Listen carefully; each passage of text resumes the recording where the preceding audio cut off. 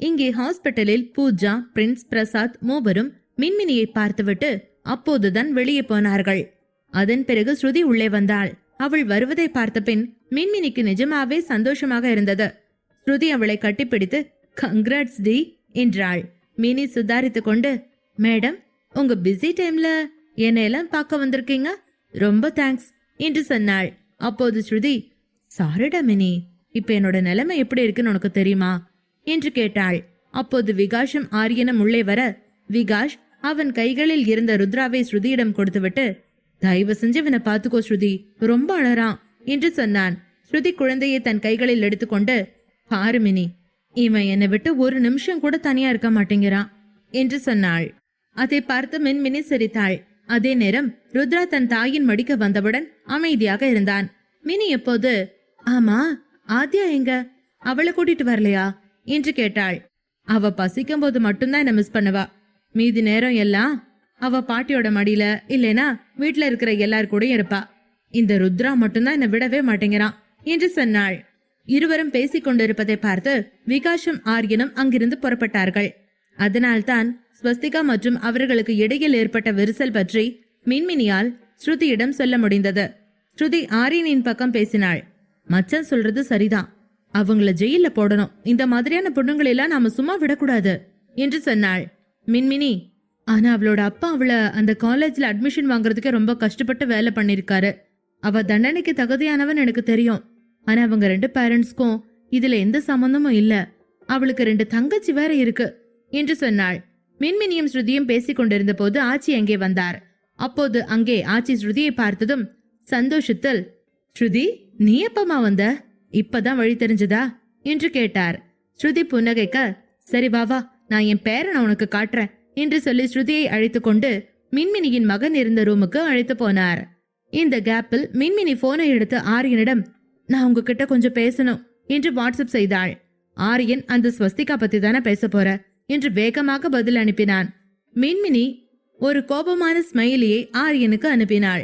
மின்மினி அப்படி அனுப்பியதும் அங்கிருந்து சிரிக்கும் எமோஜி ஒன்றை அனுப்பிய ஆரியன் கொஞ்ச நேரம் கழித்து, இன்னும் 2-3 நாள்ல உனக்கு இதுக்கான பதில் தெரிஞ்சிரும், வெயிட் பண்ண என்று சொன்னான். அதை கேட்ட மின்மினி ஒரு ஸ்மைலி போட்டு பதில் சொல்லியபடி, சரி, ஆனா என் மேல நீங்க கோவமா இருக்கீங்களா என்று கேட்டாள். ஆரியன் அநேகமாக இல்லைன்னு தான் நினைக்கிறேன், உனக்கு என் மேல அந்த மாதிரி ஏதாச்சும் இருக்கா என்று கேட்டான்.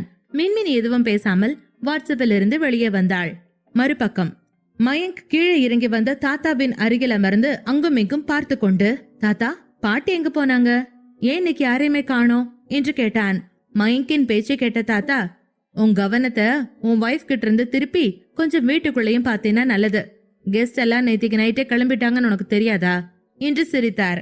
அதை கேட்டு மயங்க் கிண்டலாக, அடடா, பாட்டி போயிட்டாங்களா, உங்களுக்கும் அவங்களுக்கும் நடுவுல கனெக்ட் பண்ணி விடலான்னு பார்த்தா கடைசியில என்ன தாத்தா இப்படி ஆயிடுச்சு என்று சொன்னான். தாத்தா மயங்கை அடிக்க பாய்ந்தார். இருவரும் பேசிக் கொண்டிருந்த போது அர்ச்சனா அங்கு வந்து மயங்கினை பார்த்து, இவ்ளோ குளிர்ல நீ டிஷர்ட் கூட போடாம இருக்கியாடா என்று கேட்டார். மயங்க், என்னாச்சுமா, வீட்டுல தான் இருக்கேன் என்று சொல்லிக்கொண்டே தாத்தாவின் சால்வையை எடுத்து போர்த்தி கொண்டான். அதன் பின்பு, அம்மா, எனக்கு கொஞ்சம் காஃபி கொண்டு வந்தாங்க என்றான். தாரிகா காஃபி எடுத்துக்கொண்டு வந்த போது மயங்க் அர்ச்சனாவிடம், எனக்கு இன்னைக்கு உன் கையால காஃபி குடிக்கணும் போல இருக்கு என்று சொன்னான்.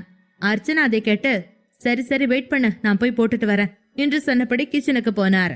தாரிகா அந்த காஃபியை எடுத்துக்கொண்டு திரும்பி போக முற்பட்ட போது தாத்தா அவர்கள் இருவரையும் பார்த்து, அம்மாடி, எனக்கு அந்த காஃபியை கொடுத்துட்டு போமா என்றதும் தாரிகா சரி என்று தலையசைத்து அந்த காஃபியை தாத்தாவிடம் கொடுத்துவிட்டு போனாள். அப்போது தாத்தா வேண்டும் என்று மயங்கிடம், பேத்தி போட்ட காஃபி செம்ம ஸ்ட்ராங், காஃபி ரொம்ப நல்லா இருந்துச்சு என்று சொன்னார். அதை கேட்ட மயங்க் தாத்தாவை முறைக்க ஆரம்பித்தான். தாத்தா சிரித்தார். கொஞ்ச நேரம் கழித்து அர்ச்சனா மயங்கிற்கு காஃபி போட்டு கொண்டு வந்தார். அப்போது அகிலன் உள்ளே வந்தார். அவரை பார்த்ததும் மயங்கிற்கு புகை ஏறியது. தாத்தா மயங்கின் முதுகை தடவியபடி, மெதுவா குடிடா, அப்படி என்னடா அவசரம் என்று சமாதானம் செய்தார்.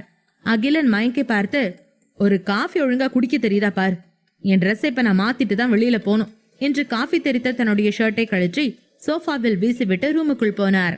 மயங்கிற்கு மிகவும் அவமானமாக இருந்தது. ஸ்ருதியும் விகாஷும் மின்மினி மற்றும் ஆரியனை சந்தித்து விட்டு திரும்பிக் கொண்டிருந்தார்கள். காரை ஓட்டிக் கொண்டிருந்த போதே கையை நீட்டி ஸ்ருதியின் கையை பிடித்தான் விகாஷ். அதை பார்த்த ஸ்ருதி, என்னாச்சு விக்கி என்று கேட்க, என்ன ஆகணும், இனிமேல் இப்படிதான் நாம பேசிக்கணும் போல என்று சொன்னான். அப்போது விகாஷ் தோளில் தலை வைத்த ஸ்ருதி, விகாஷ், இதுக்கு நான் ஒரு ஐடியா வச்சிருக்கேன் என்றாள். காரை ஓட்டிக்கொண்டே அவள் தலையில் முத்தமிட்ட விகாஷ், சொல்லுங்க மகாராணி என்றான். நம்ம மறுபடியும் வாக்கிங் போலாம் நினைக்கிறேன். ரொம்ப நாள் ஆச்சு நம்ம ஒருத்தரோட ஒருத்தர் டைம் ஸ்பெண்ட் பண்ணி என்று சொன்னாள். நீ சொல்றதும் சரிதான், நாம சந்தோஷமா பேசி ரொம்ப நாள் ஆச்சுதான் என்றான். ஸ்ருதி இப்போது விகாஷ் தோளில் இருந்து தலையை அகற்றிவிட்டு நேராய் உட்கார்ந்தாள். ஓகேயா என்றாள். விகாஷ் ஸ்ருதியின் மடியில் உறங்கிக் கொண்டிருந்த குழந்தையின் கன்னத்தை வருடியபடி, இன்னும் 1 மாசம் போகட்டுமா, நம்ம 2 பேருக்குமே ரொம்ப சின்ன வயசுதான், we have time என்று சொன்னான். ஸ்ருதி ஆமாம் என்று தலையசைத்து மகனின் தலையில் முத்தமிட்டு, எனக்கும் தெரியும், ஆனா நீங்க என்ன யோசிக்கிறீங்கன்னு கேட்க ட்ரை பண்ணின. இப்போதைக்கு என்னால வாக்கிங் போக முடியாது, எனக்கு அடுத்த வாரம் எக்ஸாம் இருக்கு, உண்மையிலேயே நான் அதுக்காக படிக்க கூட இல்ல என்று சொன்னாள். விகாஷ் பதறியபடி, அடுத்த வாரம் எக்ஸாமா, அப்ப நீ இதை பத்தி என்கிட்ட முன்னாடியே சொல்லல என்று கேட்டான். ஏன்னா எனக்குமே இதை பத்தி நேத்து தானே தெரியும் என்று சொன்னாள். விகாஷ் இதை கேட்டுவிட்டு, சரி சரி 1 வாரம்தான், நீ படிக்க ஆரம்பி, குழந்தைங்க 2 பேரையும் நான் பாத்துக்கிறேன் என்றான். அன்று மதிய உணவு நேரத்திற்கு 2 பேரும் வீட்டை அடைந்த போது அனைவரும் டைனிங் டேபிள் ஏரியாவில் ஒன்றாக அமர்ந்திருந்தனர். ஸ்ருதி ருத்ராவை கீழிருந்த தொட்டிலில் வைக்கவும் அர்ச்சனா ஆத்யாவை அவள் கையில் கொடுத்து, மருமகளே இவளையும் கொஞ்சம் பாத்துக்கோ என்று சொன்னார். அப்போது ஸ்ருதி குழந்தையை தன் மடியில் எடுத்துக்கொண்டு எல்லோருக்கும் நடுவில் அமர்ந்து கொண்டாள். என்னாச்சுமா, இன்னைக்கு ஏதாவது விசேஷமா என்ன, இவ்வளவு ஸ்பெஷலா சமைச்சிருக்கீங்க என்று கேட்டாள். அப்போது மனு சிரித்து கொண்டே, அண்ணி இன்னைக்கு சின்னண்ணி சமைச்சிருக்காங்க, அதுவும் ஸ்பெஷலா ஹல்வா கூட பண்ணிருக்காங்க என்று சொன்னாள். அப்போது மயங்குள்ளே வந்தான். அகிலனை பார்த்ததும் தன் கண்களை தாழ்த்தி கொண்டான். இன்று ஞாயிற்றுக்கிழமை, எல்லோரும் வீட்டில் இருந்தார்கள். அனைவரும் ஒன்றாக மதிய உணவு சாப்பிட வேண்டிய நேரம் அது. மயங்க் அவனுடைய இடத்தில் அமர்ந்ததும் தாரிகா விரைவாக அவனுக்கு உணவு பரிமாற ஆசைப்பட்டாள். ஆனால் மயங்க் அவளை தடுத்து, நான் எடுத்து போட்டுக்கிறேன் என்று சொன்னான். அப்போது ஸ்ருதி குறுக்கிட்டு, ஏன் மயங்க் வேணாங்கிற, ஆசையா சமைச்சிருக்காள்ல, அவளை பரிமாறட்டும் என்று சொன்னாள். அப்போது மனுவும் மயங்கை பார்த்து கிண்டலாக, ஆமாண்ணா, இன்னைக்கு அண்ணி தனியா எல்லாத்துக்கும் சமைச்சிருக்காங்க, உங்களுக்கு பிடிச்ச கேரட் அல்வா கூட பண்ணிருக்காங்க என்றாள். அதை கேட்ட மயங்க் கொஞ்சமும் யோசிக்காமல், ஆனா எனக்கு எங்க அம்மாவோட கையில செஞ்ச கேரட் அல்வா தான் பிடிக்கும் என்று சொன்னான். அவனுக்கு அல்வா பரிமாற இருந்த தாரிகா மயங்க் சொன்னதை கேட்டு இப்போது மயங்கிடமிருந்து விலகி மற்ற அனைவருக்கும் உணவு பரிமாற ஆரம்பித்தாள். கணவன் மனைவி இருவருக்கும் ஏதோ மனஸ்தாபம் என்று அங்கிருந்த எல்லோரும் புரிந்து கொண்டு அனைவரும் அமைதியாக சாப்பிட ஆரம்பித்தார்கள். அப்போது அர்ச்சனா தாரிகாவிடம், சரி தாரிகா, சும்மா நின்ட்டே இருக்காத, கால் வலிக்கும், நாங்க எடுத்து போட்டு சாப்பிடுறோம், நீயும் வா வந்து உட்காந்து சாப்பிடு என்று சொன்னார். அதை கேட்டு தாரிகா, இல்லத்த, நீங்க எல்லாரும் சாப்பிடுங்க, நான் அப்புறமா சாப்பிட்டுக்கிறேன் என்று சொல்லிவிட்டு தாரிகா மயங்கை தவிர மற்ற அனைவருக்கும் அல்வாவை வைத்தாள். மயங்க் தாரிகாவை ஓரக்கண்ணால் பார்த்தான். ஆனால் அவள் அவனை ஒருமுறை கூட திரும்பி பார்க்கவில்லை. அனைவரும் உணவு சாப்பிட்டு முடித்ததும் தாரிகா எல்லாவற்றையும் எடுத்து கிச்சனில் வைக்க ஆரம்பித்தாள்.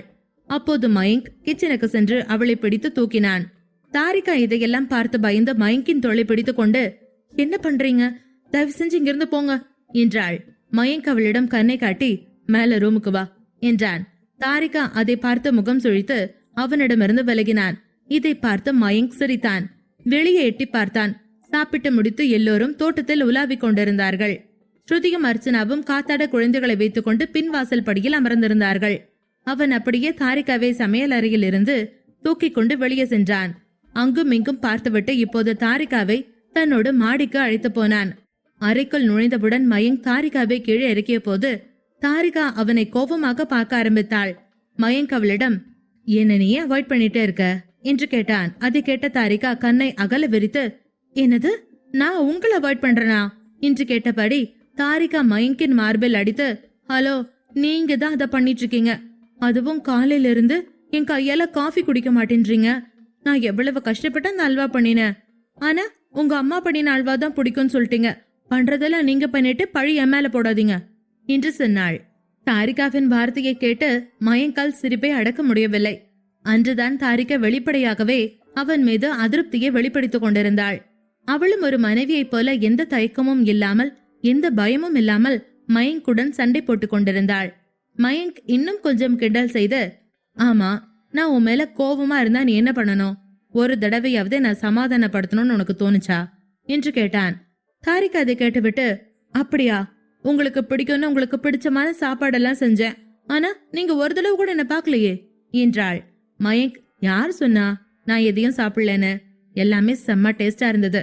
அழறத தவிர உனக்கு நல்லா சமைக்கவும் வருது போல என்றான். அதை கேட்டுவிட்டு தாரிகா மறுபடியும் மயங்க் மார்பில் அடிக்க, மயங்க் அவள் கையை பிடித்து கொண்டு முத்தமிட்டு, சரி தாரிகா, தப்பெல்லாம் என் மேலதான், என்ன மன்னிச்சிடுமா என்று சொன்னான். தாரிகா புன்னகைத்தபடி, உங்களுக்கு இப்பெல்லாம் என் மேல கோபமே வரமாட்டேங்குதே, ஏன் என்று கேட்டாள். அப்போது தாரிகாவும் மயங்கும் ஒருவருக்கொருவர் நெருங்கி படுத்திருந்தார்கள். ஒருவர் கைகளில் இன்னொருவர் இருக்க, மயங்க் மென்மையான குரலில், ஃபர்ஸ்ட் நானும் நீயும் கொஞ்ச நாள் ஃப்ரெண்டா இருக்கலாம், அதுக்கப்புறம் நீ என்னோட லவ்வரா மாறு, அதுக்கப்புறம் நானும் நீயும் ஹஸ்பண்ட் அண்ட் ஒய்ஃபா வாழலாம். இந்த ஆர்டர்ல போனா நமக்குள்ள ப்ராப்ளம் சால்வ் ஆயிடும், அதுக்கப்புறமா லைஃப் நல்லா இருக்கும்னு நினைக்கிறேன். நீ என்ன நினைக்கிற என்று கேட்டான். அதை கேட்ட தாரிகா, நிஜமாவே நீங்க என்னோட ஃப்ரெண்டா இருப்பீங்களா என்று கேட்டாள். மயங்க் தலையசைத்து, ஆமா, நீ ஆசைப்பட்டேன்னா நான் கண்டிப்பா உன்னோட பெஸ்ட் ஃப்ரெண்டா இருப்பேன் என்று சொன்னான். அதை பார்த்த தாரிகா அவனிடமிருந்து விலகியபடி, அப்படின்னா பரவாயில்ல, இன்னையில இருந்து நானும் நீங்களும் ஃப்ரெண்ட்ஸ் என்று சொன்னாள். அதை கேட்டு மயங்க் அவளை தன் கைகளில் இழுத்து கொண்டு, சரி, நாம் இனிமே ஃப்ரெண்ட்ஸ் என்றான். ஆனால் தாரிகா வேகமாக அவனிடமிருந்து விலகி, நீங்க எந்த ஒரு ஏமாத்து வேலையும் செய்யக்கூடாது, நம்ம ஃப்ரெண்ட்ஸ், அதனால நாம எப்பவுமே ஃப்ரெண்ட்ஸ் எவ்வளவு க்ளோஸா இருப்பாங்களோ அந்த அளவுக்கு க்ளோஸா இருந்தா போதும் என்று சொன்னாள். அதை கேட்ட மயங்க், அப்படியா, இதுல இப்படி ஒரு சிக்கல் இருக்கா என்று ஏக்கமாக கேட்க, தாரிகாவோ அதை குறிப்பிட்டபடி, இல்ல, வேற எதுவும் பேசிடாதீங்க, நாம ஃப்ரெண்ட்ஸ் மாதிரியே நடந்துப்போம் என்று சொல்லிவிட்டு தாரிகா மயங்கிடமிருந்து விலகி வேகமாக ரூமை விட்டு வெளியேறினாள். அவள் புன்னகித்துக் கொண்டே போவதை பார்த்த மயங்க் படுக்கையில் சிரித்து கொண்டே, நல்ல வேளை, மனு சொன்ன மாதிரி எல்லாம் தாரிகாவுக்கு பயப்படுற மாதிரி சைக்காலஜி ப்ராப்ளம் எதுவுமே இல்ல, தாரிகா ரொம்ப நல்லாதான் இருக்கா.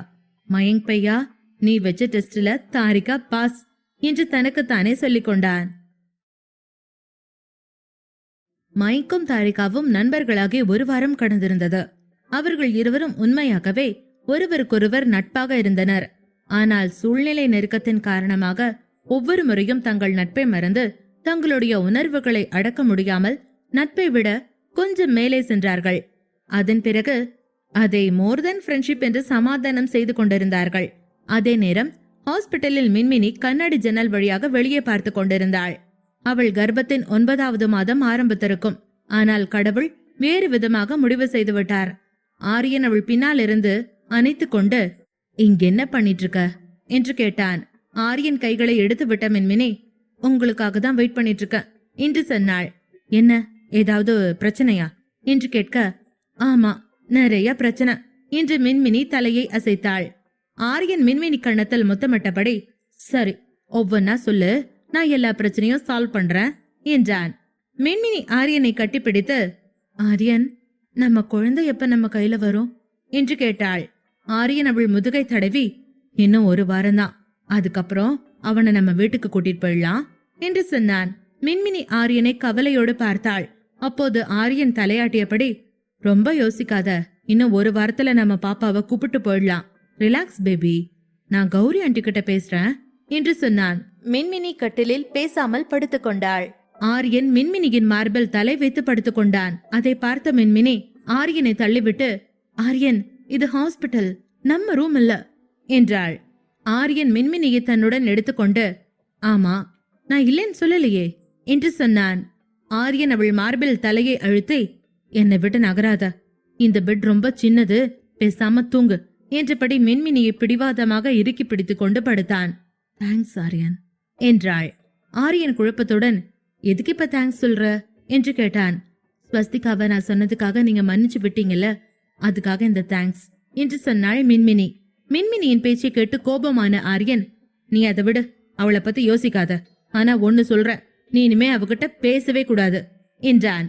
ஆரியன் மின்மினியின் கட்டளைப்படி ஸ்வஸ்திகாவை மட்டும் அவள் குடும்பத்தை விட்டு பிரிந்து செல்லுமாறு செய்தான். அவளை மட்டும் குடும்பத்தை விட்டு பிரிந்திருக்குமாறு செய்தான். ஆனால் ஆரியனுக்கு இதையெல்லாம் செய்ய மனதில்லை. ஆனால் ஸ்வஸ்திகா செய்த தவறுக்காக ஆரியன் அந்த குடும்பத்தை கஷ்டப்படுத்துவதை மின்மினி விரும்பவில்லை. அவள் உறங்கிவிட்டதை ஆரியன் பார்த்தான். அவள் தலையில் அன்பாக முத்தமிட்டான். பிறகு முகம் முழுவதும் முத்தமிட்டான்.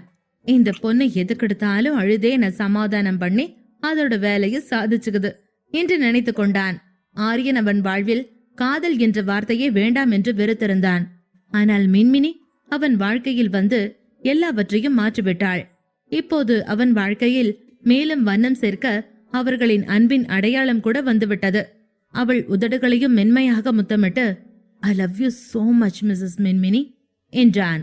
அப்போது மின்மினி ஆரியனை கட்டிப்பிடித்து அவள் முகத்தை ஆரியனின் மார்பில் மறைத்தாள். இருவரும் இப்படி ஒருவரை ஒருவர் கைகளில் உறங்கிக் கொண்டிருந்தார்கள்.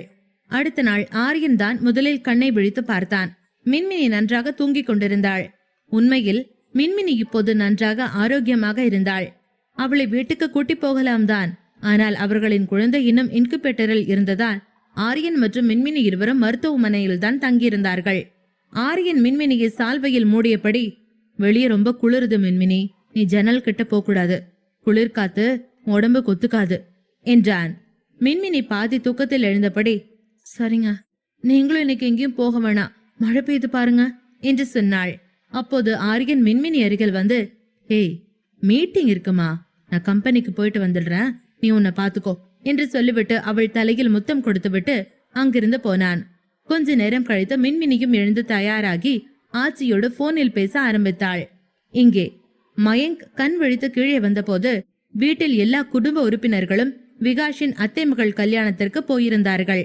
விகாஷ், ஸ்ருதி, மயங்க் மற்றும் தாரிகா மட்டுமே வீட்டில் இருந்தார்கள். மயங்க் கிச்சனுக்குள் நுழைந்த போது தாரிகா ஆத்யாவை இடுப்பில் வைத்துக் கொண்டு வேலை செய்வதை பார்த்தான். மயங்க் இருவரையும் பின்னால் இருந்து அணைத்துக் கொண்டான். தாரிகா தன் வேலையில் மும்முரமாக இருந்ததால் மயங்கின் வருகையை அறியாமல் அதிர்ச்சி அடைந்தாள். ஆனால் தாரிகா விரைவில் உணர்ந்தபடி மயங்கை திட்டி, "இப்ப என்ன பண்றீங்க? நம்ம ஜஸ்ட் ஃப்ரெண்ட்ஸ் மட்டும்தான், மறந்துடாதீங்க" என்று சொன்னாள். அதை கேட்ட மயங்க், "வாய மூடு தாரிகா, நாம ஜஸ்ட் ஃப்ரெண்ட்ஸ் இல்ல, நான் உன்னையும் ஹஸ்பண்ட் அண்ட் ஒய்ஃப், புரியுதா" என்று சொல்லிக்கொண்டு தாரிகாவின் கன்னத்தை கடித்தான். தாரிகா அவனை கீழே தள்ளிவிட்டு, "சத்தம் போடாதீங்க, ஆத்யாவை நான் இப்பதான் கஷ்டப்பட்டு தூங்க வச்சிருக்கேன்" என்று சொன்னாள். அதை கேட்ட மயங்க் அந்த குழந்தையை பார்த்தபடி, "ஓ, வெரி குட்" என்று சொல்ல தாரிகாவோ பெருமையோடு சிரித்தாள். மயங்க் மீண்டும் இருவரையும் தன் கைகளில் எடுத்துக்கொண்டு தாரிகாவின் கன்னத்தில் முத்தமிட்டு, "தாரிகா, உனக்கு குழந்தைனா ரொம்ப பிடிக்குமா?" என்று கேட்டான். தாரிகா, "ஆமா, பிடிக்கும், ரொம்ப பிடிக்கும்" என்று சொன்னாள். அதை பார்த்து சிரித்த மயங்க் அவள் இடுப்பை பிடித்துக்கொண்டு, "சரி, என் கூட வா, ஆத்யாக்கு ஒரு தங்கச்சியோ இல்ல தம்பியோ கிடைக்கிற மாதிரி ஏற்பாடு பண்ணலாம்" என்று சொன்னான். தாரிகா மயங்க் சொல்வதை கேட்டு வேலை செய்வதை நிறுத்திவிட்டு, "உடனே தம்பி பப்பால எங்கிருந்து கிடைக்கும்?" என்று கேட்டாள். அதை கேட்ட மயங்க் தலையில் அடித்துக்கொண்டு, "அடியே, உனக்கு நிறைய மூளை இருக்கும்னு நினைச்சேன், ஆனா இப்பதான் தெரியுது அந்த ஐட்டமே உன் தலையில இல்லன்னு" என்று சொன்னான். அதன் பின், "சரி சொல்லு, ஸ்ருதி அண்ணனும் எங்க இருக்காங்க?" என்று கேட்டான். தாரிகா, "ஸ்ருதி அக்காக்கு இன்னைக்கு எக்ஸாம், அதனால விகாஷ் அண்ணாவும் ருத்ராவோட கொஞ்ச நேரத்துக்கு முன்னாடி கிளம்பினாங்க. வெளியில மழை பெய்யுது, டிராபிக்கு பயந்து அவங்க ரொம்ப முன்னாடியே கிளம்பிட்டாங்க" என்று சொன்னாள். அதை கேட்ட மயங்க், "அப்ப இந்த பெரிய வீட்டுல நீயும் நானும் மட்டும்தான் தனியா இருக்கமா?" என்று கேட்டான். தாரிகா ஆமாம் என்று தலையசைத்து காஃபியை கொடுத்தாள். அவன் காஃபியை எடுத்துக்கொண்டு சிரித்து கொண்டே மாடிக்கு போனான். அவனுடைய இந்த செயலை பார்த்து புரியாமல் அவனை பார்த்தபடியே தாரிகா கொஞ்ச நேரம் கழித்து குழந்தையை தொட்டிலில் போட்டாள். அதன் பிறகு மயங்கிற்கு பிரேக்ஃபாஸ்டை தயார் செய்து கொண்டிருந்தாள். திடீரென்று விளக்குகள் எல்லாம் அணைந்தன. அதை பார்த்து தாரிகா கொஞ்சம் பயந்தாள். வேகமாக வெளியே ஹாலுக்கு வந்தவள் அங்கேயும் வெளிச்சமில்லை என்பதால் திகைத்தாள்.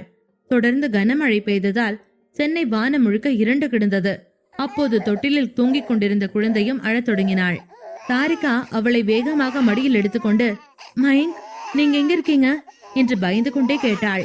அப்போது தனிமையாகவும் இருட்டாகவும் இருந்ததால் மிகவும் பயந்து போன தாரிகா மறுபடியும் ஒருமுறை மயங்கை அழைத்தாள். "தயவு செஞ்சு கீழே வாங்க மயங்க், எனக்கு பயமா இருக்கு" என்று கத்தினாள். எதுவோ கீழே விழும் சத்தம் கேட்டு தாரிகாவின் மூச்சு நின்றது. ஆத்யாவை அழைத்துக் கொண்டு ஹாலின் ஒரு மூலையில் போய் அமர்ந்தாள். இருட்டை பார்த்து பயந்து அவள் மனமும் இருண்டு விட்டது.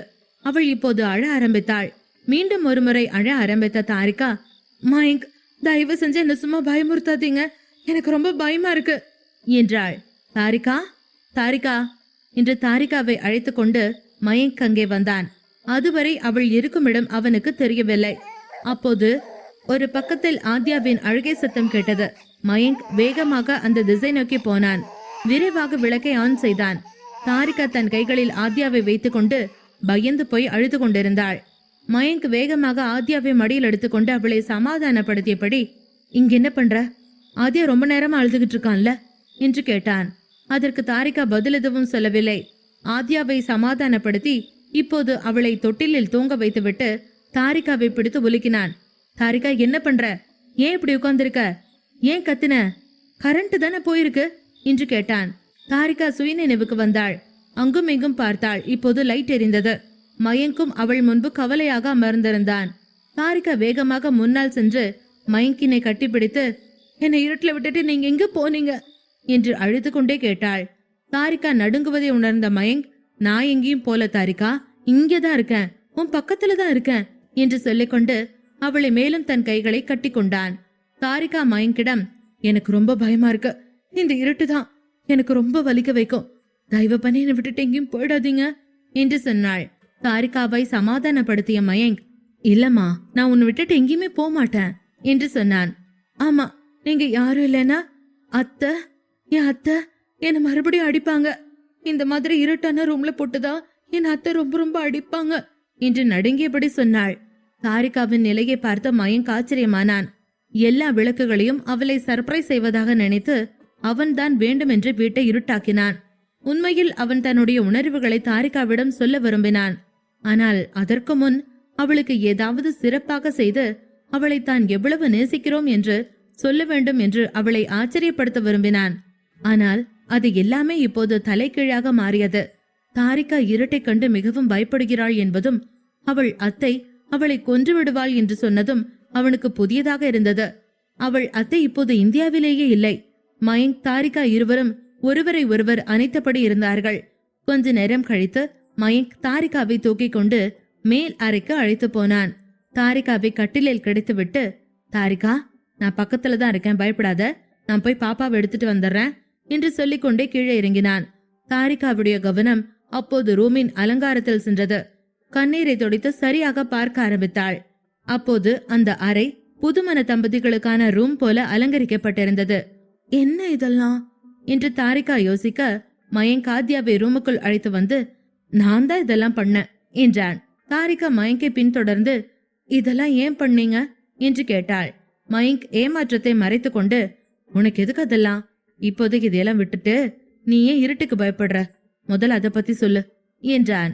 மயங்க் சொன்னதை கேட்ட தாரிகா அலங்காரத்தை பார்த்து கொண்டு, நாம ஃப்ரெண்டா இருந்தாலும் ஓகே, லவ்வரா மாறினாலும் எனக்கு ஓகே, ஆனா என்னை விட்டுட்டு தனியா மட்டும் போயிடாதீங்க என்றாள். மயங்க், என்ன சொல்ற தாரிகா என்று கேட்டான்.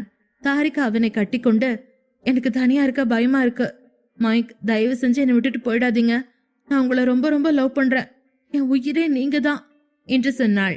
தாரிகாவின் வார்த்தைகளை கேட்டு ஆச்சரியமான மயங்க் தாரிகாவை தன்னிடமிருந்து விலக்கி அவள் முகத்தை கைகளில் ஏந்தியபடி, இப்ப என்ன சொன்ன என்று கேட்டான்.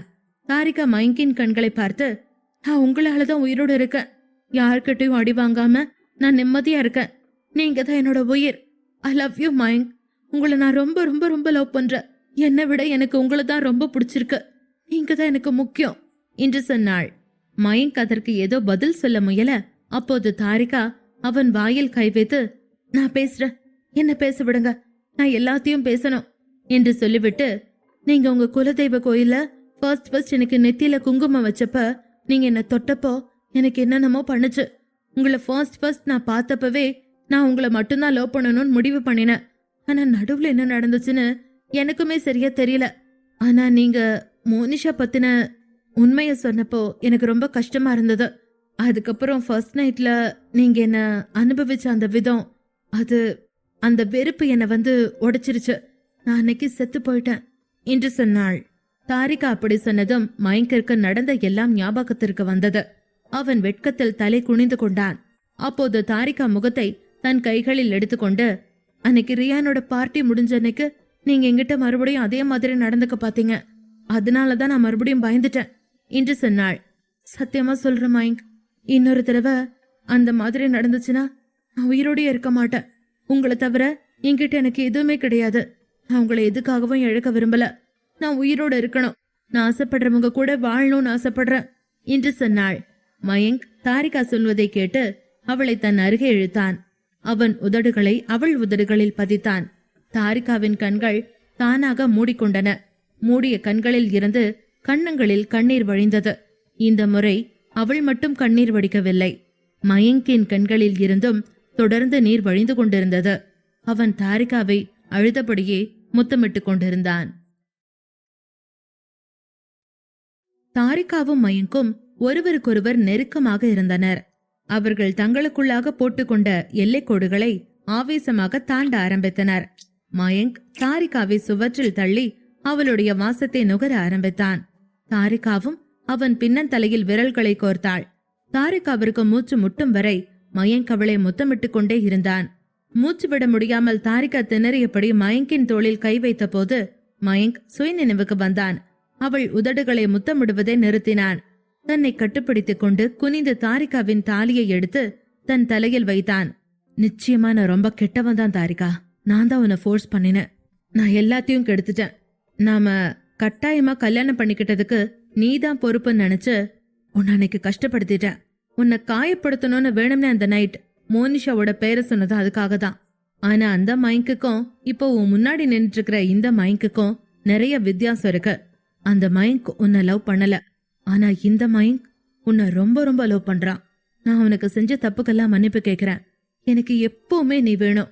நான் உனக்கு கட்டின தாலி மேல சத்தியமா சொல்றேன், உனக்கு எப்பவும் உண்மையா இருப்பேன் என்று சொல்லிய மயங்க் முழங்கால் இட்டு அமர்ந்து தாரிகாவின் இரு கைகளையும் தன்னுடைய கைகளில் எடுத்துக்கொண்டு, தாரிகா, நான் இனிமேல் பழைய மயங்கா இருக்கவே மாட்டேன். உன்னை எப்பவுமே லவ் பண்ணுவேன். எப்பவுமே உன் கூடவே இருப்பேன். ஐ ஸ்வேர், என்ன நம்பு என்று சொன்னான். அதன் பிறகு தாரிகாவின் கைகளில் முத்தமிட்டு, தயவு செஞ்சு என்னை மன்னிச்சிரு தாரிகா, எனக்கு இன்னொரு சான்ஸ் கொடு என்று கேட்டான். மயங்கின் கண்கள் கண்ணீரால் நிரம்பியதைக் கண்டு தாரிகா மண்டியிட்டு மயங்கின் முகத்தை தன் கைகளில் எடுத்துக்கொண்டு, ஐ லவ் யூ மயங்க் என்று சொன்னாள். அதன் பின் தாரிகா மயங்கை கட்டிப்பிடித்தாள். அதே நேரத்தில் மயங்க் அவள் கழுத்தில் தன் முகத்தை மறைத்துக் கொண்டு, ஐ லவ் யூ டு தாரிகா என்றான். தாரிகா இப்போது மயங்கிடமிருந்து விலகி அவன் நெற்றியில் முத்தமிட்டாள். பின்னர் அவனது 2 கன்னங்களிலும் மாறி மாறி முத்தமிட்டாள். அப்போது மயங்க் அவளை பிடித்து மீண்டும் ஒருமுறை அவள் உதட்டை முத்தமிட்டான். ஆனால் திடீரென்று மயங்க் அந்த முத்தத்தை தடுத்தபடி, தாரிகா, என் முத்தத்துக்கு ஆன்சர் பண்ணணும்னா என்ன ஃபாலோ பண்ணு என்றான். தாரிகா மறுத்து, இல்ல, நானே உங்களை கிஸ் பண்றேன் என்று சொன்னாள். அதை கேட்டு மயங்க் சிரித்து, சரி, அப்புறம் எதுக்காக வெயிட் பண்ற, வா வந்து என்ன கிஸ் பண்ண என்று சொல்லவும், அதுவரைக்கும் அதை கேட்டு வாங்கி கொண்டிருந்த தாரிகா வெட்கப்பட்டு அங்கிருந்து எழுந்து, இன்னைக்கு தர மாதிரி இல்ல, ஆனா இதுக்கப்புறம் எப்பவுமே எஸ் தான் என்று சொல்லிவிட்டு நகர ஆரம்பித்தாள். மயங்க் விரைவாக வேலையில் இறங்கி தாரிகாவின் புடவை முந்தானியை இழுத்து பிடித்தான். ஆச்சரியப்பட்ட தாரிகா அவனை தடுத்தபடி, மயங்க் என்ன பண்றீங்க என்று கேட்டாள். மயங்கிடமிருந்து தன் புடவை முந்தானியை பிடித்து கொண்டு, இப்ப வேண்டாம் மயங்க், குழந்தை இருக்கு என்று அவள் சொல்லிக்கொண்டே நகர மயங்க் அவளை பின்னாடி வந்து சுற்றி வளைத்து அவள் கழுத்தில் முத்தமிட்டு அவள் புடவையை சரியாய் போர்த்தினான்.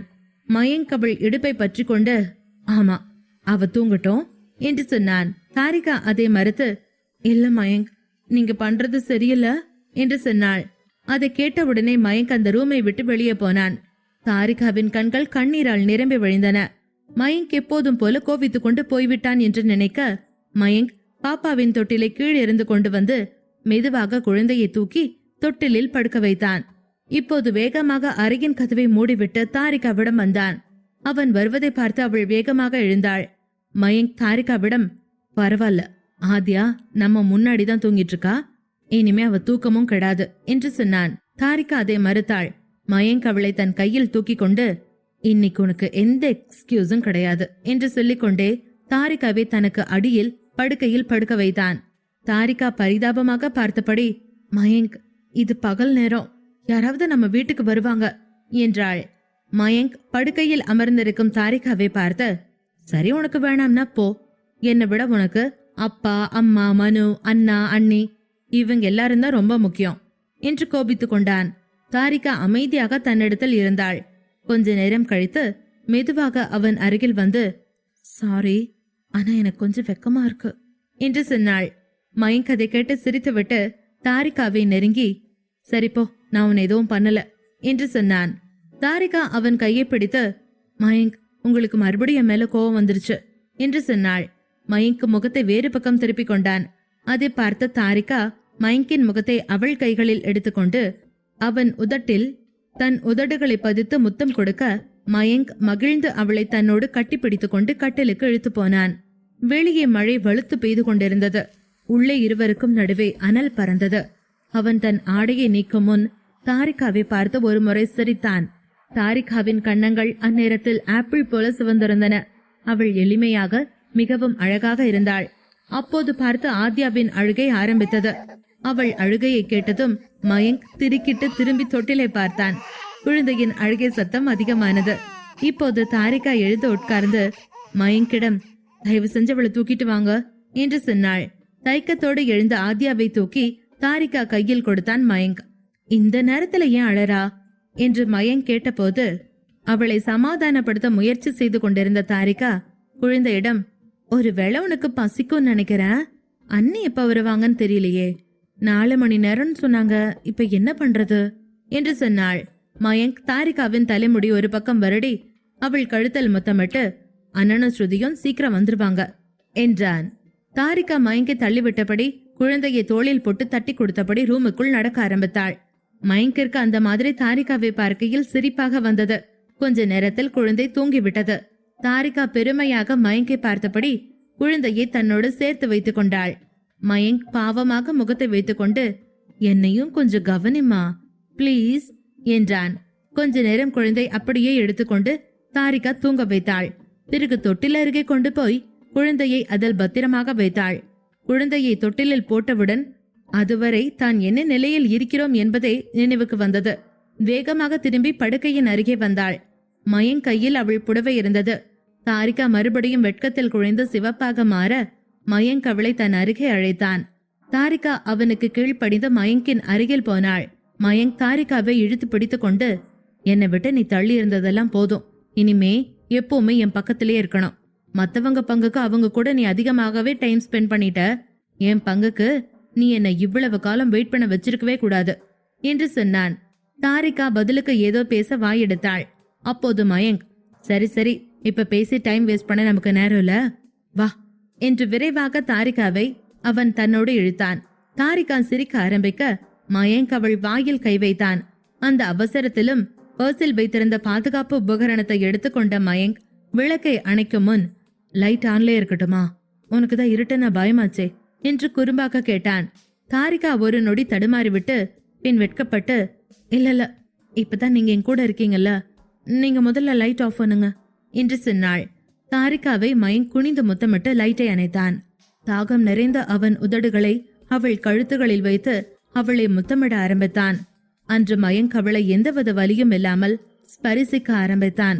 இனி எந்த சக்தியாலும் அவர்களை இனிமேல் பிரிக்க முடியாது என்று மயங்கிற்கும் தாரிகாவுக்கும் ஒரே சமயத்தில் தோன்றியது. அவர்கள் இருவருக்கும் நடுவே கோபமோ வெறுப்போ எதுவும் இல்லை. அவர்களுக்கு இடையே காதல் மட்டுமே இருந்தது. ஒரு கணம் தாரிகாவின் கண்களில் இருந்து கண்ணீர் வழிந்தது. தாரிகா மயங்கின் முதுகை இனி உன்னை பிரிய மாட்டேன் என்பதைப் போல பலமாக இருக்கினாள். அவளுடைய நகங்கள் மயங்கின் முதுகில் ஆழ்ந்து இறங்கியது. இருவரும் சில நிமிடங்கள் இந்த உலகிலிருந்து வேறெங்கோ பயணப்பட்டிருந்தார்கள். அந்த இருவரின் காதலும் அன்று சரியான முறையில் நிறைவேறியிருந்தது. காதல் தருணங்களை கழித்த பிறகு இருவரும் ஒருவரை ஒருவர் புரிந்து கொண்ட போது மயங்க் அவளை தன் கைகளில் எடுத்துக்கொண்டு அவள் தலைமுடியை வருடினான். அதே நேரத்தில் மனு சொன்னது உண்மைதானா என்று தாரிகாவின் நிலையை பற்றி யோசித்தான். அப்போது தாரிகா அவனை கட்டிப்பிடித்து, என்ன யோசிக்கிறீங்க என்று கேட்டாள். ஒன்னும் இல்லம்மா, உன்னை தவிர நான் வேற யார பத்தி யோசிக்க போறேன் என்று மயங்க் சொல்லிக்கொண்டே இருக்கும்போது மயங்கின் போன் அடிக்க ஆரம்பித்தது. மறுபடியும் ஒருமுறை தாரிகாவின் உதடுகளை முத்தமிட்ட மயங்க் அதன் பிறகு அர்ச்சனாவின் அழைப்பை எடுத்து, மா சொல்லுங்கம்மா, எங்கிருக்கீங்க, கிளம்பிட்டீங்களா என்று கேட்டான். இன்னொரு பக்கத்தில் இருந்த அர்ச்சனா, என்னது கிளம்பிட்டீங்களாவா, நான் ரொம்ப நேரமா கால் பண்றேன், காலிங் பெல் அடிக்கிறேன், ஏன் 2 பேருக்குமே கேட்கலையா என்று கேட்டார். அதை கேட்ட மயங்க் துள்ளி குதித்து அவன் படுக்கையிலிருந்து எழுந்தபடி, சாரிமா, நான் தூங்கிட்டு இருந்தேன் என்று சொன்னான். அர்ச்சனா, சரி சரி, மழை பெய்து, சீக்கிரம் வந்து கதவை தர என்று சொன்னார். மயங்க் தாரிகாவை பார்த்து கொண்டு அவங்க வந்துட்டாங்க என்று சைகை செய்தபடி டி ஷர்ட்டை போட்டுக்கொண்டான். தாரிகா அவனை தடுத்து, எங்க போறீங்க என்று கேட்டாள். மொத்த குடும்பமும் கீழே மலையில வெளியில நிக்கிறாங்க, நான் போய் கதவை திறந்துட்டு வரேன் என்று சொல்லிய மயங்க், நீ போய் சீக்கிரம் ட்ரெஸ் பண்ணிட்டு கீழே வா. இந்த ஃபேமிலி மெம்பர்ஸ் இருக்காங்களே, என்ன கொஞ்ச நேரம் கூட நிம்மதியா வாழ விட மாட்டாங்க என்று சொல்லிக்கொண்டு மயங்க் அங்கிருந்து கிளம்ப தாரிகா புரிந்து கொண்டு படுக்கையில் கிடந்த உடைகளை எடுத்து பாத்ரூமிற்குள் போனாள். மயங்க் கீழே போய் கதவை திறக்க வீட்டில் இருந்த ஆட்கள் அனைவரும் அவனை பார்த்து கோபமாக முறைக்க ஆரம்பித்தார்கள்.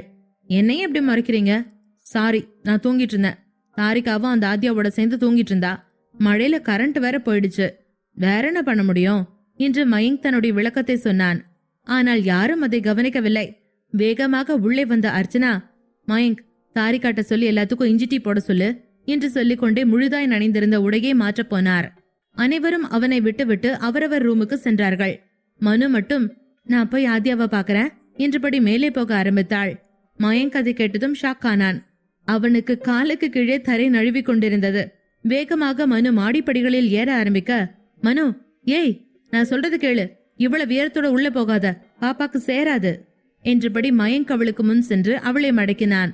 மனு வேகமாக படியேறியபடி, அண்ணா, நான் வெளியில இருந்ததான் எட்டி பார்க்க போறேன், எனக்கு அது கூட தெரியாதா என்று கேட்டாள். மனுவை எப்படி தடுத்து நிறுத்துவது என்று தெரியாத மயங்க் அவளோடு பேச்சு கொடுக்க ஆரம்பித்தான். ஆமா, கல்யாணம் எப்படி நடந்தது? எல்லாருமே வந்திருந்தாங்களா? செம்ம கிராண்டா இருந்ததா? சொல்லு என்று கேட்டான். மனுவும், ஆமாண்ணா, கல்யாணம் நல்லா நடந்துச்சு, நீங்க தான் வராம மிஸ் பண்ணிட்டீங்க. நான் அவங்க வீட்டுக்கு உங்க எல்லாத்தையும் கூட்டிட்டு வரேன்னு சொல்லியிருக்கேன் என்று சொன்னாள். பேசிக்கொண்டே மாடியில் இருவரும் ஏறி இருந்தார்கள். மயங்க் இப்போது எப்படி சமாளிப்பது என்று தெரியாமல் தாறுமாறாக கிடந்த ரூமை மனு பார்த்து விடாமல் இருக்க மனுவை நிறுத்தி, நீ ரொம்ப டயர்டா இருக்க மனு, நீ போய் ரெஸ்ட் எடு. ஆதியா எந்திரிச்ச உடனே நான் அவளை உன்கிட்ட அனுப்புறேன். சீக்கிரம் போய் ட்ரெஸ்ஸ மாத்திட்டு வா, நாம மழையில கார்ல ஒரு ரவுண்டு போலாம் என்று சொன்னான். அதை கேட்டு சந்தோஷமான மனு, ஓகேனா என்று சொல்லிக்கொண்டே தன்னுடைய அறையை நோக்கி திரும்பினாள். மயங்க் அதன் பின்பு நிம்மதி பெருமூச்சு விட்டு வேகமாக ரூமுக்கு வந்து பார்த்தபோது தாரிகா குளித்து விட்டு வந்திருந்தாள். மயங்க் வேகமாக அவளை பார்த்து, நல்ல வேளை நாம தப்பிச்சிட்டோம் என்று அவளை கட்டி கொண்டான். தாரிகா அவனிடமிருந்து தன்னை விடுபட்டுக் கொள்ள முயன்றாள். அதன் பின் மயங்க், சரி சரி, நான் இதெல்லாம் நீட் பண்ணிடுறேன், ஆத்யாவா மனு ரூம்ல கொண்டு போய் விட்டுடுறேன். அம்மா உன்னை டீ போட சொன்னாங்க, நீ போய் நல்லா மசாலா டீயா போடு, நானும் கீழே வந்துடுறேன் என்று சொல்ல கொஞ்ச நேரம் மௌனமாக இருக்க தாரிகா மயங்கை தள்ளிவிட்டு, சரி, நான் கீழே கிச்சனுக்கு போறேன் என்று சொன்னாள். மயங்க் எதுவும் பேசவில்லை. கொஞ்ச நேரம் தாரிகாவின் மீது கண்ணெடுக்காமல் பார்த்து கொண்டிருந்தான். அது அவளை வெட்கப்பட வைத்தது. அவள் துப்பட்டாவை எடுத்துக்கொண்டு ரூமை விட்டு வேகமாக வெளியேற நினைக்க குழந்தை தொட்டிலில் இருந்து அழ ஆரம்பித்தாள். தாரிகா தொட்டில் அருகே சென்று அவளை கையில் எடுத்தாள். வாடி என் தங்கம், பாட்டி வந்துட்டாங்க, நம்ம கீழே பாட்டிட்டு போலாம் என்று சொல்லியபடி இருவரும் கீழே போனார்கள். மயங்க் அப்போதுதான் நிம்மதியாக கட்டிலில் உட்கார்ந்தபடி தலைமுடியை கோதி விட்டபடி, எப்படியும் சாப்பாடு முடிஞ்சு மழை நின்னு திரும்ப வர்றதுக்கு சாயந்தரம் ஆகும் நினைச்சேன், இப்ப இப்படி மத்தியானமே வந்தாங்க என்று யோசிக்க ஆரம்பித்தான். தாரிகா கீழே வந்ததும் ஹாலில் அனைவரும் தலை துவட்டியபடி பேசிக் கொண்டிருந்தார்கள். இதை பார்த்த தாரிகாவிற்கு மனம் மிகுந்த நிம்மதியாக இருந்தது. அதுவரை வீட்டில் ஒருவரும் இல்லாமல் மயான அமைதியாய் இருந்த வீடு அவர்கள் வந்ததும் கலகலப்பாக மாறியிருந்தது. தாரிகாவிற்கு இப்போதுதான் வீடு வீடாக தெரிந்தது. புன்னகையோடு ஆத்யாவை தாத்தாவிடம் கொடுத்துவிட்டு கிச்சனுக்குள் போனாள் தாரிகா. தாரிகா கீழே வரும்போது ஹாலில் அனைவரும் கலகலப்பாக சிரித்து பேசிக் கொண்டிருந்தார்கள். அதை பார்த்த தாரிகாவிற்கு உள்ளுக்குள் நிம்மதியாக இருந்தது. எல்லோரும் ஒரே நேரத்தில் வெளியே போயிருந்ததால் வீடு வீடு மாதிரியே இல்லை. அப்போது அர்ச்சனா வெளியே வந்தார். தாத்தாவிடம் வந்து ஆத்யாவை தன் கைகளில் பிடித்து கொண்டு, ஆத்யா குட்டி, பாட்டி மேல எவ்வளவு ஞாபகமா இருக்கு, அதான் அழறையா என்று கொஞ்சிப்படி ஆத்யாவுடன் விளையாடி கொண்டிருந்தார். அதன் பின் கிச்சனில் இருந்த தாரிகாவை பார்த்து, இஞ்சி டீ போடுமா என்று கத்தினார். தாரிகா வெளியில் வந்து, அத்த, மசாலா டீ போடவா, குளிருக்கு நல்லா இருக்கும் என்றாள். அர்ச்சனா, நல்ல ஐடியாதான், குளிருக்கு நல்லாதான் இருக்கும் என்றார். அதன் பின் அப்போதுதான் தலை குளித்துவிட்டு வந்திருந்தாள். என்னம்மா, நீ இந்த குளிர்ல தலை குளிச்சிருக்க? காலையில நாங்க போனதுக்கு அப்புறம் இப்பதான் நீ குளிக்கிறியா? அப்ப நீ இன்னும் பூஜை பண்ணலையா? நீ பண்ணிருப்பேன்னு நினைச்சுதானே காலையில 3 மணிக்கு விளக்கேத்தாம கிளம்பின என்று சந்தேகமாக கேட்டார். அப்போது தாரிகாவோ, இல்லத்த, காலையிலே குளிச்சு பூஜையெல்லாம் பண்ணிட்டேன். ஆனா பாப்பாவை தூக்கி விளையாடிட்டு இருந்தப்ப அவ என் தலை மேல பாத்ரூம் போயிட்டா, அதனாலதான் நான் தலைக்கு குளிச்சேன். என்று பொய் சொன்னாள். அர்ச்சனாவிடம் பொய் சொன்ன போது தாரிகாவிற்கு ரொம்ப கஷ்டமாக இருந்தது. அர்ச்சனா அதை கேட்டுவிட்டு, ஓ அப்படியா, சரி சரி, நீ போய் டீ போடு, நம்ம குடிக்கலாம், ரொம்ப குளிருது என்று சொன்னார். சரி என்று சொல்லிவிட்டு தாரிகா கிச்சனுக்கு போனாள். டீக்கு தண்ணீர் வைக்கும் போதே எண்ணெய் சட்டியை அடுப்பில் வைத்து வெங்காயத்தை நறுக்கி பஜ்ஜி மாவில் கலந்து பரபரவென வெங்காய பக்கோடா போட ஆரம்பித்தாள். அடுத்த 1/4 மணி நேரத்தில் எல்லோருக்கும் தேநீர் மற்றும் ஆனியன் பக்கோடாவை தயார் செய்த தாரிகா தேநீரையும் பக்கோடாவையும் ஒன்றாக கொண்டு வந்து டைனிங் டேபிளில் வைத்த போது தாத்தா பக்கோடாவின் வாசனையை நுகர்ந்து, அடடா என்ன ஒரு காம்பினேஷன், வெளிய மழை, உள்ள சுட சுட ஆனியன் பக்கோடா, சரி சரி வாங்க சாப்பிடலாம் என்று சொல்லிக்கொண்டே முதல் ஆளாக டைனிங் டேபிளுக்கு ஓடினார். தாரிகாமா, நீதாமா என்னோட செல்ல பேத்தி, என் மனசறிஞ்சு நடந்துக்கிற. அந்த ஸ்ருதி பொண்ணு எனக்கு இப்படியெல்லாம் செஞ்சு கொடுத்ததே இல்ல என்று தாரிகாவிற்கு மட்டும் கேட்கும் குரலில் சொல்லிவிட்டு பக்கோடாக்களை வாயில் போட ஆரம்பித்தார். குடும்பமே அந்த மழைக்கும் குளிருக்கும் தாரிகாவை பாராட்டி கொண்டே பக்கோடாக்களையும் தேநீரையும் ருசிக்க ஆரம்பித்தது. மயங்கும் குளித்துவிட்டு சுறுசுறுப்பாக கீழே இறங்கினான். குடும்பமே தாரிகாவை பாராட்டி கொண்டிருப்பதை பார்த்து தனக்குள் சிரித்துக் கொண்டான். மின்மினியும் ஆரியனும் ஹாஸ்பிட்டலில் தங்கள் குழந்தையோடு நேரத்தை செலவழித்தார்கள். குழந்தை இன்னமும் இன்குபேட்டரில் தான் இருந்தது. ஆனால் அவன் மின்மினியை சுலபமாக அடையாளம் கண்டு கொண்டான். மின்மினி அவனுக்கு இன்குபேட்டரில் தாய்ப்பாலை எடுத்து கொடுத்து கொண்டிருந்தாள். ஊட்டும் போது, குக்கு உனக்கு தெரியுமா, அம்மா உன்னை கட்டி பிடிக்கணும்னு ஆசைப்படுறேன், உனக்கு நிறைய கிஸ் கொடுக்கணும்னு ஆசைப்படுறேன், எப்ப நீ அதுக்கெல்லாம் ரெடியாக்க போற என்று கொஞ்சி கொண்டிருந்தாள். அப்போது ஆரியன் அந்த பெயரை கேட்டு ஆச்சரியப்பட்டு, என்னடி இது, குக்குன்னு கூப்பிடுற என்று கேட்டான். மின்மினி பெருமையாக, நல்லா இருக்க ஆரியன், இதுதான் நம்ம பையனோட பேரு என்று சொன்னாள். ஆரியன் கவலையாக, ஆர் யூ ஷூர், இதுதான் நம்மளோட பையனோட பேரா, முடிவே பண்ணிட்டியா என்று கேட்க, அதை கேட்ட மின்மினி, இதுல என்ன கவலைப்பட வேண்டியிருக்கு, குக்கு, இது கேட்க ரொம்ப அழகா இருக்குல்ல என்று சொன்னாள். ஆரியன் மின்மினியை பார்த்து, ஏமா ஸ்கூல்ல குக்கு ஆரியன் கூப்பிட்டா நல்லாவா இருக்கும், வேற மாதிரி யோசிமா, இந்த பேரு நல்லாவே இல்ல என்று சொன்னான். அதன் பின் ஆரியன் தலையை பிடித்து கொண்டு உட்கார்வதை பார்த்த மின்மினி, அடடா என் கிருஷ்ணா, இது ஜஸ்ட் செல்ல பேருதான் கூட இவருக்கு தெரியலையே, இப்ப இந்த மனுஷனை வச்சுக்கிட்டு நான் என்ன பண்ண போறேன் என்றாள். அதை கேட்ட ஆரியன் மின்மினியை ஆச்சரியத்தோடு பார்க்க ஆரம்பித்தான். மின்மினி ஆரியனை பார்த்து சிரித்தபடி, குக்குங்கிறது நம்ம பையனோட பெட் நேம், இதுக்கு பின்னாடி ஒரு பிலாசபி இருக்கு.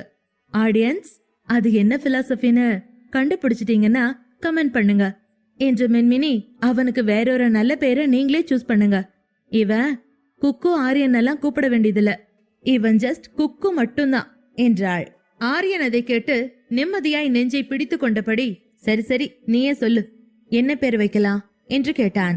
மின்மினி குழந்தையை நோக்கி விரலை காட்டி, என்ன வேணா வைக்கலாம், அவன் கண்ணை பாத்தீங்கல்ல, கியூட்டா அழகா இருக்கு, அதுக்கேத்த மாதிரி ஏதாவது யோசிக்கலாம் என்று சொன்னாள். ஆரியன் மின்மினியின் கண்ணங்களை கிள்ளியபடி, அது அவனோட கண்ணு இல்ல மின்மினி, உன் கண்ணோட குளோனிங் காப்பி, அவன் அம்மாவோட கண்ணு எப்படியோ அதே மாதிரி அவனுக்கும் இருக்கு, அது அப்படியே உன்கிட்ட இருந்து அவங்கிட்ட போயிருக்கு என்று சொன்னான். அப்போது மின்மினி, ஆனா கலர்ல வந்து அவன் என்னை ஏமாத்திட்டான், உங்க கலர்ல வந்துட்டான் என்றாள். அதை கேட்ட ஆரியன் பெருமையாக, ஆமா என்னோட குழந்தை பின்ன என்ன மாதிரி தான் இருக்கும், உன்கிட்ட இருந்து உன் கண்ணோட டிசைன் மட்டும்தான் எடுத்தான், பாத்தியா என்கிட்ட இருந்து அவன் உடம்பு பூரா பூசிக்க கலரை எடுத்துக்கிட்டான், உனக்கு இந்த கலரோட அருமை தெரியல, ஆனா என் பையங்கிறதால அவனுக்கு கரெக்டா தெரிஞ்சிருக்கு, உனக்கு தெரியாத ரகசியத்தை சொல்றேன் கேட்டுக்கோ, என் கலருக்காக தான் என்கிட்ட நிறைய பொண்ணுங்க இப்ப வரைக்கும் பின்னாடியே வராங்க, நான் எவ்வளவு அட்ராக்டிவா அழகா இருக்கேன்னு உனக்கு தெரியாது மின்மினி, ஏன்னா நீ என்ன கவனிக்கிறதே இல்ல என்று சொன்னான். இதை கேட்ட மின்மினி ஆரியனை முறைக்க ஆரம்பித்தாள். அதன் பிறகு ஆரியன், நான் சும்மா விளையாட்டுக்கு சொன்னேன், நீ பொறாமப்படாத, நான் உன்னை தவிர யாரையும் பார்த்ததில்ல என்றான். அதன் பின் சமாதானமான மின்மினி ஆரியனின் மார்பில் தலை வைத்துக் கொண்டே குழந்தையை பார்த்து சிரித்தாள். உங்களை மாதிரி ரொம்ப அழகா கியூட்டா இருக்கான்லங்க என்னோட குழந்தை, பேரழக என்று சொன்னாள். இப்போது அவள் குழந்தையை பார்த்ததும் அவள் கண்களில் வித்தியாசமான பிரகாசம் வந்தது. குழந்தை அழ ஆரம்பித்தது. ஆரியன் இந்த முறை குறும்பாக சிரிக்க ஆரம்பித்தான். மின்மினி முகம் மாறி பதற ஆரம்பித்தாள். குழந்தைக்கு பசிக்குது போல என்று சொல்லி மின்மினி ஆடியை நிகழ்த்தி வேகமாக செயல்பட ஆரம்பிக்க ஆரியன் அவளை பார்த்து, கொஞ்சம் காமாயிரு, இப்பதான் அவனுக்கு நீ ஃபீட் பண்ணிருக்க, இப்ப அவனுக்கு பசி இல்ல, வேற ஏதோ பிரச்சனை. இரு, நான் நர்ஸ கூப்பிடுறேன் என்று மின்மினியை அமைதிப்படுத்திவிட்டு வெளியே போனான். பிரசவத்திற்கு பிறகு மின்மினிக்குள் பல மாற்றங்கள் ஏற்பட்டன. அவள் முன்பை விடவும் மிகவும் அதிக புரிதலும் அக்கறையும் கொண்டவளாக இருந்தாள். குறிப்பாக மின்மினியின் வயதுக்கு தன்னுடைய குழந்தையை அவள் எப்படி கையாளப் போகிறாள் என்கிற பயம் ஆரியனுக்குள் இருந்தது. ஆனால் அவன் அதற்காக சிரமப்பட வேண்டியிருக்கவில்லை. மின்மினி தானாகவே எல்லாவற்றையும் பார்த்து கொண்டாள். இப்போது மின்மினியையும் குழந்தையையும் கவனித்துக் கொள்வது மட்டுமே ஆரியனின் வேலை. ஸ்வஸ்திகா ஆரியனிடம் சொன்னபடி ஆரியன் வீட்டில் இருந்த வேலைக்காரர்கள் அனைவரையும் சோதனை செய்து பூர்ணா அனுப்பிய ஆளை கண்டுபிடித்தான். அவனையும் சிரிக்க அனுப்பினான். அதன் பிறகு வீட்டின் பாதுகாப்பை மேலும் கொஞ்சம் பலமாக மாற்றினான். மின்மினி மற்றும் குழந்தை பற்றிய விஷயத்தில் அலட்சியமாக இருக்க ஆரியன் விரும்பவில்லை. எவ்வளவோ கஷ்டங்களுக்கு பிறகு அந்த வீட்டில் சந்தோஷம் வந்திருக்கிறது என்பது அவனுக்கும் தெரியும். ஆச்சி, ஐயா, மின்மினி என எல்லோருமே சந்தோஷமாக இருந்தார்கள். மாலை விகாஷ் ரூமுக்குள் நுழைந்த போது ஸ்ருதி தொட்டிலை ஆட்டியபடி தன்னுடைய எக்ஸாமிற்கு படித்துக் கொண்டிருந்தாள். விகாஷ் இவ்வளவு சீக்கிரம் வருவதை பார்த்த ஸ்ருதி, நீ எப்படி இவ்வளவு சீக்கிரம் வந்த? இன்னும் டைம் இருக்கு என்று கேட்டாள். விகாஷ் அவள் கையை பிடித்து கொண்டு, நீ இனிமே கவனமா படிக்க ஆரம்பி. நம்ம குழந்தைய நான் பாத்துக்கிறேன்னு நான் உன்கிட்ட ஏற்கனவே சொல்லியிருந்தேன்ல என்று சொன்னான். அதை கேட்டு சிரித்த ஸ்ருதி வேகமாக விகாஷ் கன்னத்தில் முத்தமிட்டாள். அப்போது விகாஷ் அவள் இடுப்பை இறுக்கி, இத குடுக்கறதுக்கு உனக்கு இவ்ளோ நாள் ஆச்சா என்று கேட்டான். ஸ்ருதி அவனை ஆச்சரியத்துடன் பார்த்தபோது விகாஷ், பின்னென்ன பப்ளி மாஸ், கிட்டத்தட்ட 95 நாளா உன்னை விட்டு நான் ஃபுல்லா விலகி இருக்கேன். ஆனா இந்த ஒரே ஒரு கிஸ் பண்ணா மட்டும் இந்த டிஸ்டன்ஸ் சரியாயிடுமா என்ன? முதல்ல நீ எக்ஸாம முடி, அப்புறம் இருக்கு உனக்கு என்று கைகளை மடக்கி ஆம்சை காட்டினான் விகாஷ். விகாஷின் பேச்சை கேட்டு முகம் சிவந்த ஸ்ருதி அவனை தள்ளிவிட்டு மீண்டும் படிக்க ஆரம்பித்தாள். விகாஷ் சிரித்துக்கொண்டே பாத்ரூம் நோக்கி போனான். கீழே அர்ச்சனா வீட்டில் பூஜை ரூமில் ஆரத்தி செய்து கொண்டு பூஜை செய்ய தொடங்கினார். அப்போதுதான் அங்கே இருந்த பூக்குடை காலியாக இருப்பதை பார்த்து ஆச்சரியப்பட்டு ஹாலில் மனுவின் அருகில் அமர்ந்திருந்த தாரிகாவிடம், ஏமா 2 நாளைக்கு முன்னாடி கல்யாணத்துக்கு போனோம்ல, அப்ப நான் சாமி படத்துக்குன்னு 6 ரோஜா மாலை ஆர்டர் பண்ணிருந்தேன். ஆனா இப்ப பூஜை ரூம்ல ஒண்ணு கூட இல்ல, விடுபவும் இல்ல, எங்க போச்சு என்று கேட்டார். தாரிகாவிற்கு அது பற்றி ஒன்றும் தெரியவில்லை. அப்போது அம்மா அப்படி கேட்க ஆரம்பித்ததும் அங்கிருந்த மயங்க் வீட்டை விட்டு வேகமாக வெளியேறினான். அப்போதுதான் அவர்கள் ரூமில் இருந்த சிகப்பு ரோஜாக்கள் எல்லாம் மயங்க் பூஜை அறையில் இருந்து எடுத்திருக்கிறான் என்பது அவளுக்கு புரிந்தது. அர்ச்சனாவை பார்த்த தாரிகா, தினமும் நான் பக்கத்துல இருந்த கோயிலுக்கு போயிட்டு இருந்தேன், அதனால வீட்டுல இருந்த மாலையை கொண்டு போய் கோயில்ல போட்டுட்டேன் என்று பொய் சொன்னாள். அர்ச்சனா அதை கேட்டு சரி என்றார். இன்று மயங்கின் பொருட்டு அர்ச்சனாவிடம் தாரிகா 2வது பொய் சொல்கிறாள். அர்ச்சனா அங்கிருந்து போனதும் தாரிகாவை பார்த்து சிரித்து கொண்டே மயங்க் வீட்டிற்குள் வந்தான். அப்போது தாரிகா கோபமாக அவனை பார்த்துவிட்டு வெடுக்கனை எழுந்து கிச்சனுக்கு போனாள். அதை பார்த்த மனு மயங்கிடம், அண்ணா, உங்க 2 பேத்துக்கும் நடுவுல மறுபடியும் சண்டை வந்துருச்சா என்ன என்று கவலையாக கேட்டாள். மயங்க் வேகமாக தலையசைத்து, இல்ல மனு, அப்படியெல்லாம் எதுவும் இல்ல என்றான். அதற்கு மனு, அண்ணா, அண்ணி உங்க மேல கோவமா இருக்காங்கன்னு நினைக்கிறேன் என்றாள். அப்படியே விஷயம், அது என்ன கோவம்னு நான் இப்பவே போய் பேசி கிளியர் பண்ணிடுறேன் என்று சொல்லிவிட்டு கிச்சன் பக்கம் மயங்க் போனான். மனு சிரித்து கொண்டே மேலே போனாள். மயங்க் வேகமாக கிச்சனுக்கு வந்து தாரிகாவை அணைத்து கொண்டு, ரெடியாக தாரிகா, நாம் இன்னைக்கு வெளியில போலாம் என்று சொன்னான். அதை கேட்டு ஆச்சரியப்பட்ட தாரிகா, நாம எங்க போறோம் என்று கேட்டாள். மயங்க் அவள் கன்னத்தில் முத்தமிட்டு, எங்க வேணா போலாம், நீ எங்க போனோன்னு சொல்லு, நம்ம அங்க போலாம் என்றான். தாரிகா அவனிடம், இன்னைக்கு வேண்டாம், அத்தை கல்யாண வீட்டுக்கு போயிட்டு வந்ததுல இருந்தே டயர்டா இருக்காங்க. ஸ்ருதி அக்காவுக்கு வேற எக்ஸாம் இருக்கு, அவங்களும் படிக்கிறாங்க. அப்ப வீட்டுல உள்ளவங்களுக்கெல்லாம் யாரு சமைக்கிறது? நாம இன்னொரு நாள் போலாம் என்று சொன்னாள். அதை கேட்ட மயங்க், சரி, நீ முதல்ல எல்லாருக்கும் சாப்பாடு செய்ய ஆரம்பி, அதுக்கப்புறமா நாம போலாம். ஆனா எனக்கு எதுவும் தெரியாது, நாம 2 பேரும் இன்னைக்கு வெளியில போறோம் என்று சொன்னான். மயங்கின் பிடிவாதத்தை பார்த்து தாரிகா எதுவும் பேசவில்லை.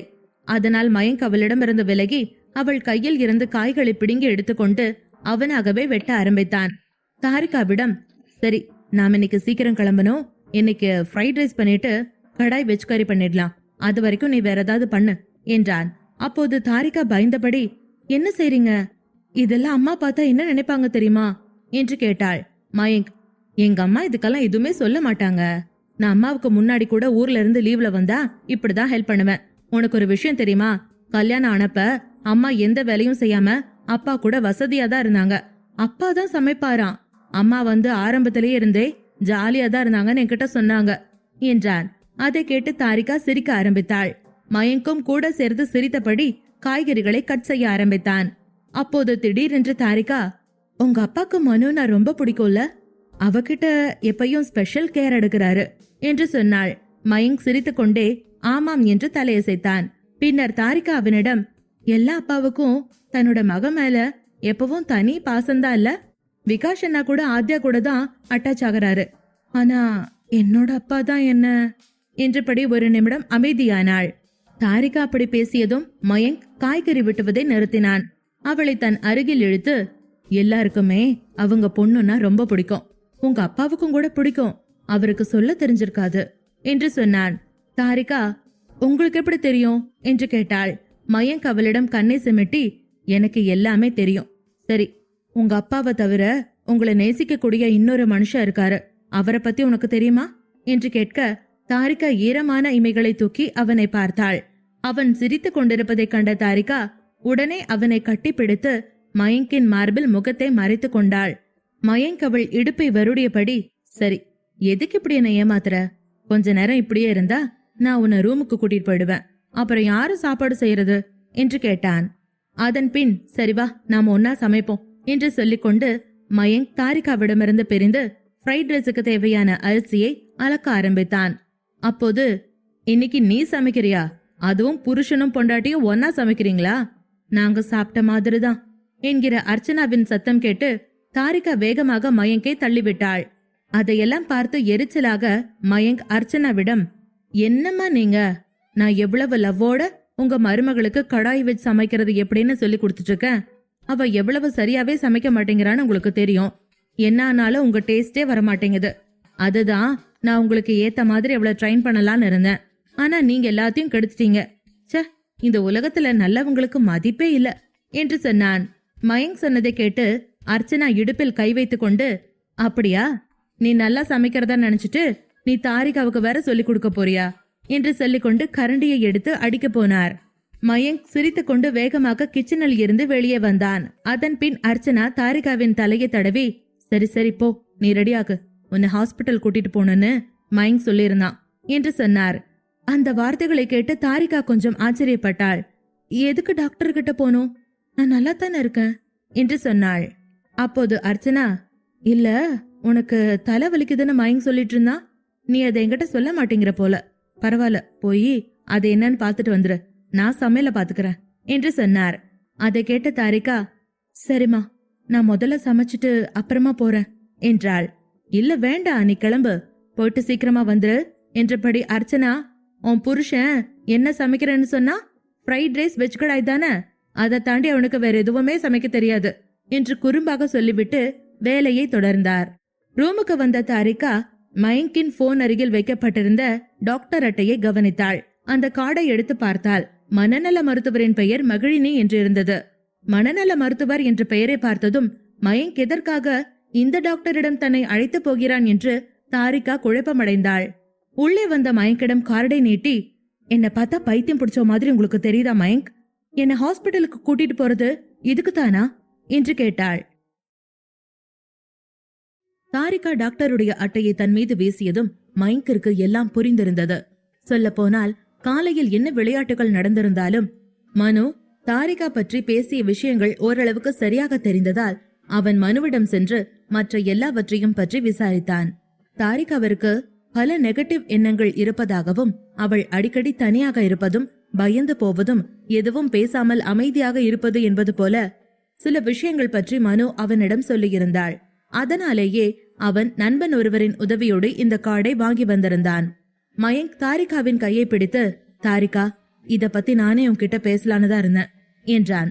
தாரிகா அவனிடமிருந்து கையை விடுவித்துக் கொண்டு, காலையிலிருந்து என் கூட தான் இருந்தீங்க, அப்பெல்லாம் சொல்ல தவறு இனி எப்ப சொல்ல போறீங்க என்று கேட்டாள். இப்பவே பேச போறேன் என்ற மயங்கிடம், இல்ல, நீங்க போய் சொல்றீங்க. நீங்க இந்த டாக்டர் கிட்ட கூட்டிட்டு போய் நான் மென்டல் பர்சன் நீங்க ப்ரூவ் பண்ண விரும்புறீங்க. அதுக்கப்புறம் நீங்க என்னை விட்டுட்டு போறீங்க. என்னை விட்டுட்டு நீங்க மறுபடியும் வேற யாராவது கல்யாணம் பண்ணிக்க போறீங்க. அதான உங்க பிளான் என்று கத்தினாள். தாரிகாவின் வார்த்தைகளை கேட்டு அதிர்ச்சி அடைந்த மயங்க் அவளை பிடித்து கொண்டு, என்ன சொல்ற தாரிகா? நானும் நீயும் வேற வேற நினைக்கிறியா என்று பேச ஆரம்பிப்பதற்குள் தாரிகா அந்த அட்டையை கிழித்து, நான் உங்க கூட எங்கேயும் வரமாட்டேன். நீங்க மறுபடியும் என்கிட்ட தப்பாதான் நடந்துக்கிறீங்க. நீங்க மாறல, என்கிட்ட பொய் சொல்லிட்டீங்க என்றாள். மயங்க் தாரிகாவை சமாதானப்படுத்த முயற்சித்தான். தாரிகா, அமைதியாயிரு. ரொம்ப டூ மச்சா பேசாத. அழாத, நிறுத்து. நீ ஒண்ணு குழந்தை கிடையாது. ஒரு தடவை நான் சொல்றது கேளு. இது ரொம்ப ரொம்ப இம்பார்ட்டன்ட் என்று மயங்க் கோபமாக சொல்லும்போது தாரிகா கிட்டத்தட்ட அழ ஆரம்பித்தாள். அவன் கோபத்தில் இருப்பதை பார்த்த தாரிகா, இல்ல, நீங்க மறுபடியும் பழைய மயங்க் ஆயிட்டீங்க. என்கிட்ட பொய்யா பேசிட்டு இருக்கீங்க என்று சொல்லிவிட்டு ரூமை விட்டு வெளியேற தயாராக இருந்தபோது மயங்க் அவளை பிடித்து கொண்டு, நீ எங்க போற? நான் பேசுற விஷயத்த முதல்ல நீ கேளு தாரிகா. உன்னை விட்டு நான் எங்கேயும் போக மாட்டேன் என்றான். ஆனால் தாரிகாவோ எதையும் கேட்க தயாராக இல்லை. மயங்கின் பலமான கரங்களில் இருந்து தன்னை விடுவித்துக் கொள்ள முயல ஆரம்பித்தாள். மயங்க் அவள் பிடிவாதம் பார்த்து கைகளை தளர்த்தினான். கொஞ்ச தூரம் நடந்தவளுக்கு திடீரென்று மயக்கம் வந்தது. ஒரு கையால் சுவற்றை பிடித்தபடி மற்றொரு கையால் அவள் தலையை பிடித்துக் கொள்ள விரும்பினாள். ஆனால் அவளால் முடியவில்லை. மயங்க் அவள் நிலைமையை பார்த்து அவளை வேகமாக பிடித்து தன் மடியில் தூக்கி படுக்கையில் கிடத்தினான். தாரிகா மயக்கத்தில் தன்னை அறியாமல், என்னை விட்டுறாதீங்க மயங்க், நான் நல்லாத்தான் இருக்கேன், எனக்கு பைத்தியம் எல்லாம் இல்ல என்று சொன்னாள். மயங்க் அவள் தலைமுடியை வருடியபடி, தாரிகா கண்ணை முழிச்சு பாரு, நான் இங்கேதான் இருக்கேன் என்று சொன்னான். நடுங்கிக் கொண்டிருந்த தாரிகாவின் தலை அவன் கழுத்தை தொட்டது. அவளுக்கு லேசான காய்ச்சல் இருப்பதை பார்த்தான். அதன் பின் அலமாரியில் இருந்து தாரிகாவிற்காக சால்வையை எடுத்து அவளுக்கு போர்த்தி விட்டு அவளை மடியில் எடுத்துக்கொண்டு ரூமை விட்டு வெளியேறினான். இறங்கி வந்து திறந்திருந்த மெயின் கதவு வழியாக நேராக கார் இருக்கும் இடத்திற்கு போனான். அப்போது தாத்தாவும் பிரதாப்பும் வீட்டிற்கு வெளியே நின்று இருவரையும் பார்த்து கொண்டு, என்னாச்சுவனுக்கு என்றபடி கேட்டை திறந்து விட்டபடி காருக்கு அருகே வந்தார்கள். தாரிகாவை காரில் உட்கார வைத்து வேகமாக டிரைவிங் சீட்டுக்கு போன மயங்க் தாரிகாவை பார்த்து கொண்டே வேகமாக காரை ஸ்டார்ட் செய்தான். இங்கே தாத்தாவும் பிரதாப்பும் கார் அருகே வருவதற்குள் மயங்க் காரை எடுத்துக்கொண்டு வெளியே போக ஆரம்பித்தான். இருவரும் உள்ளே வந்து அர்ச்சனாவை அழைக்க, என்னாச்சுன்னா, எதுக்கு 2 பேரும் இப்படி சத்தம் போடுறீங்க என்று கேட்டார். தாத்தா அர்ச்சனாவிடம், இந்த சின்ன மருமகளுக்கு என்ன ஆச்சு? அவளை தூக்கிட்டு மயங்க் எங்க கூட்டிட்டு போறான் என்று கேட்டார். அர்ச்சனாவுக்கு அதை கேட்டதும் கொஞ்சம் ஆச்சரியமாக இருந்தது. மயங்க் தாரிகாவை டாக்டரிடம் அழைத்து போகிறான் என்பது அவருக்கு தெரியும். ஆனால் இப்படி கையில் ஏந்தி எதற்கு கூட்டி போகிறான் என்று அவர் யோசிக்க ஆரம்பித்தார். மயங்க் டாக்டர் கிளினிக்கை அடைந்து தாரிகாவை தூக்கினான். இருவரும் சரியான நேரத்தில் வந்துவிட்டதால் தாமதிக்காமல் டாக்டர் தாரிகாவை அடைந்தார். டாக்டர் வயது அனுபவத்தில் மூத்தவராக இருந்தார். மேலும் தாரிகாவை நேரடியாக அவர்கள் சந்திக்க அழைத்து வருவது மயங்கிற்கு சரியான முடிவாக இருந்தது. கொஞ்ச நேரத்தில் சுயநினைவு வந்ததும் தாரிகா தெரியாத இடத்தில் தன்னை பார்த்துவிட்டு பதட்டத்தில் எழுந்து அமர்ந்தாள். அவள் அருகில் இருந்த நர்ஸை பார்த்ததும் அவள் எங்கிருக்கிறாள் என்பதை உணர அவளுக்கு ரொம்ப நேரமாகவில்லை. அவள் பயத்தில், என்னாச்சு மயங்க், நான் அவ்வளவு சொல்லியும் என்னை இங்க கூட்டிட்டு வந்துட்டீங்களா என்று அழுதாள். நர்ஸ் தாரிகாவை கவனித்துக் கொள்ள பக்கத்தில் போக, ஆனால் தாரிகா பீதியோடு படுக்கையில் இருந்து எழுந்து மயங்கிற்கு அருகில் வந்தாள். தாரிகா அவளை நோக்கி கை நீட்டி, என்னையே இங்க கூட்டிட்டு வந்தீங்க என்று கேட்டாள். மயங்க் தாரிகாவை தன் மார்போடு அணைத்துக் கொண்டு, எப்படி கூட்டிட்டு வராம இருக்க முடியும்? உனக்கு காய்ச்சல் இருக்கு தாரிகா, அது கூட தெரியாம நீ ரொம்ப கேர்லெஸ்ஸா இருக்க என்று சொன்னான்.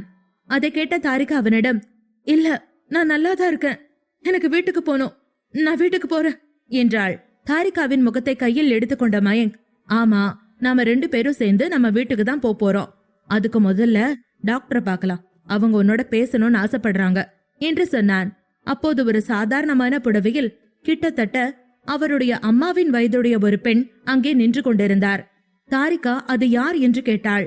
அப்போது டாக்டர் மகிழினி தாரிகாவை நெருங்கி வந்து, ஹாய் தாரிகா, நான் தான் டாக்டர் மகிழினி என்று சொன்னார்.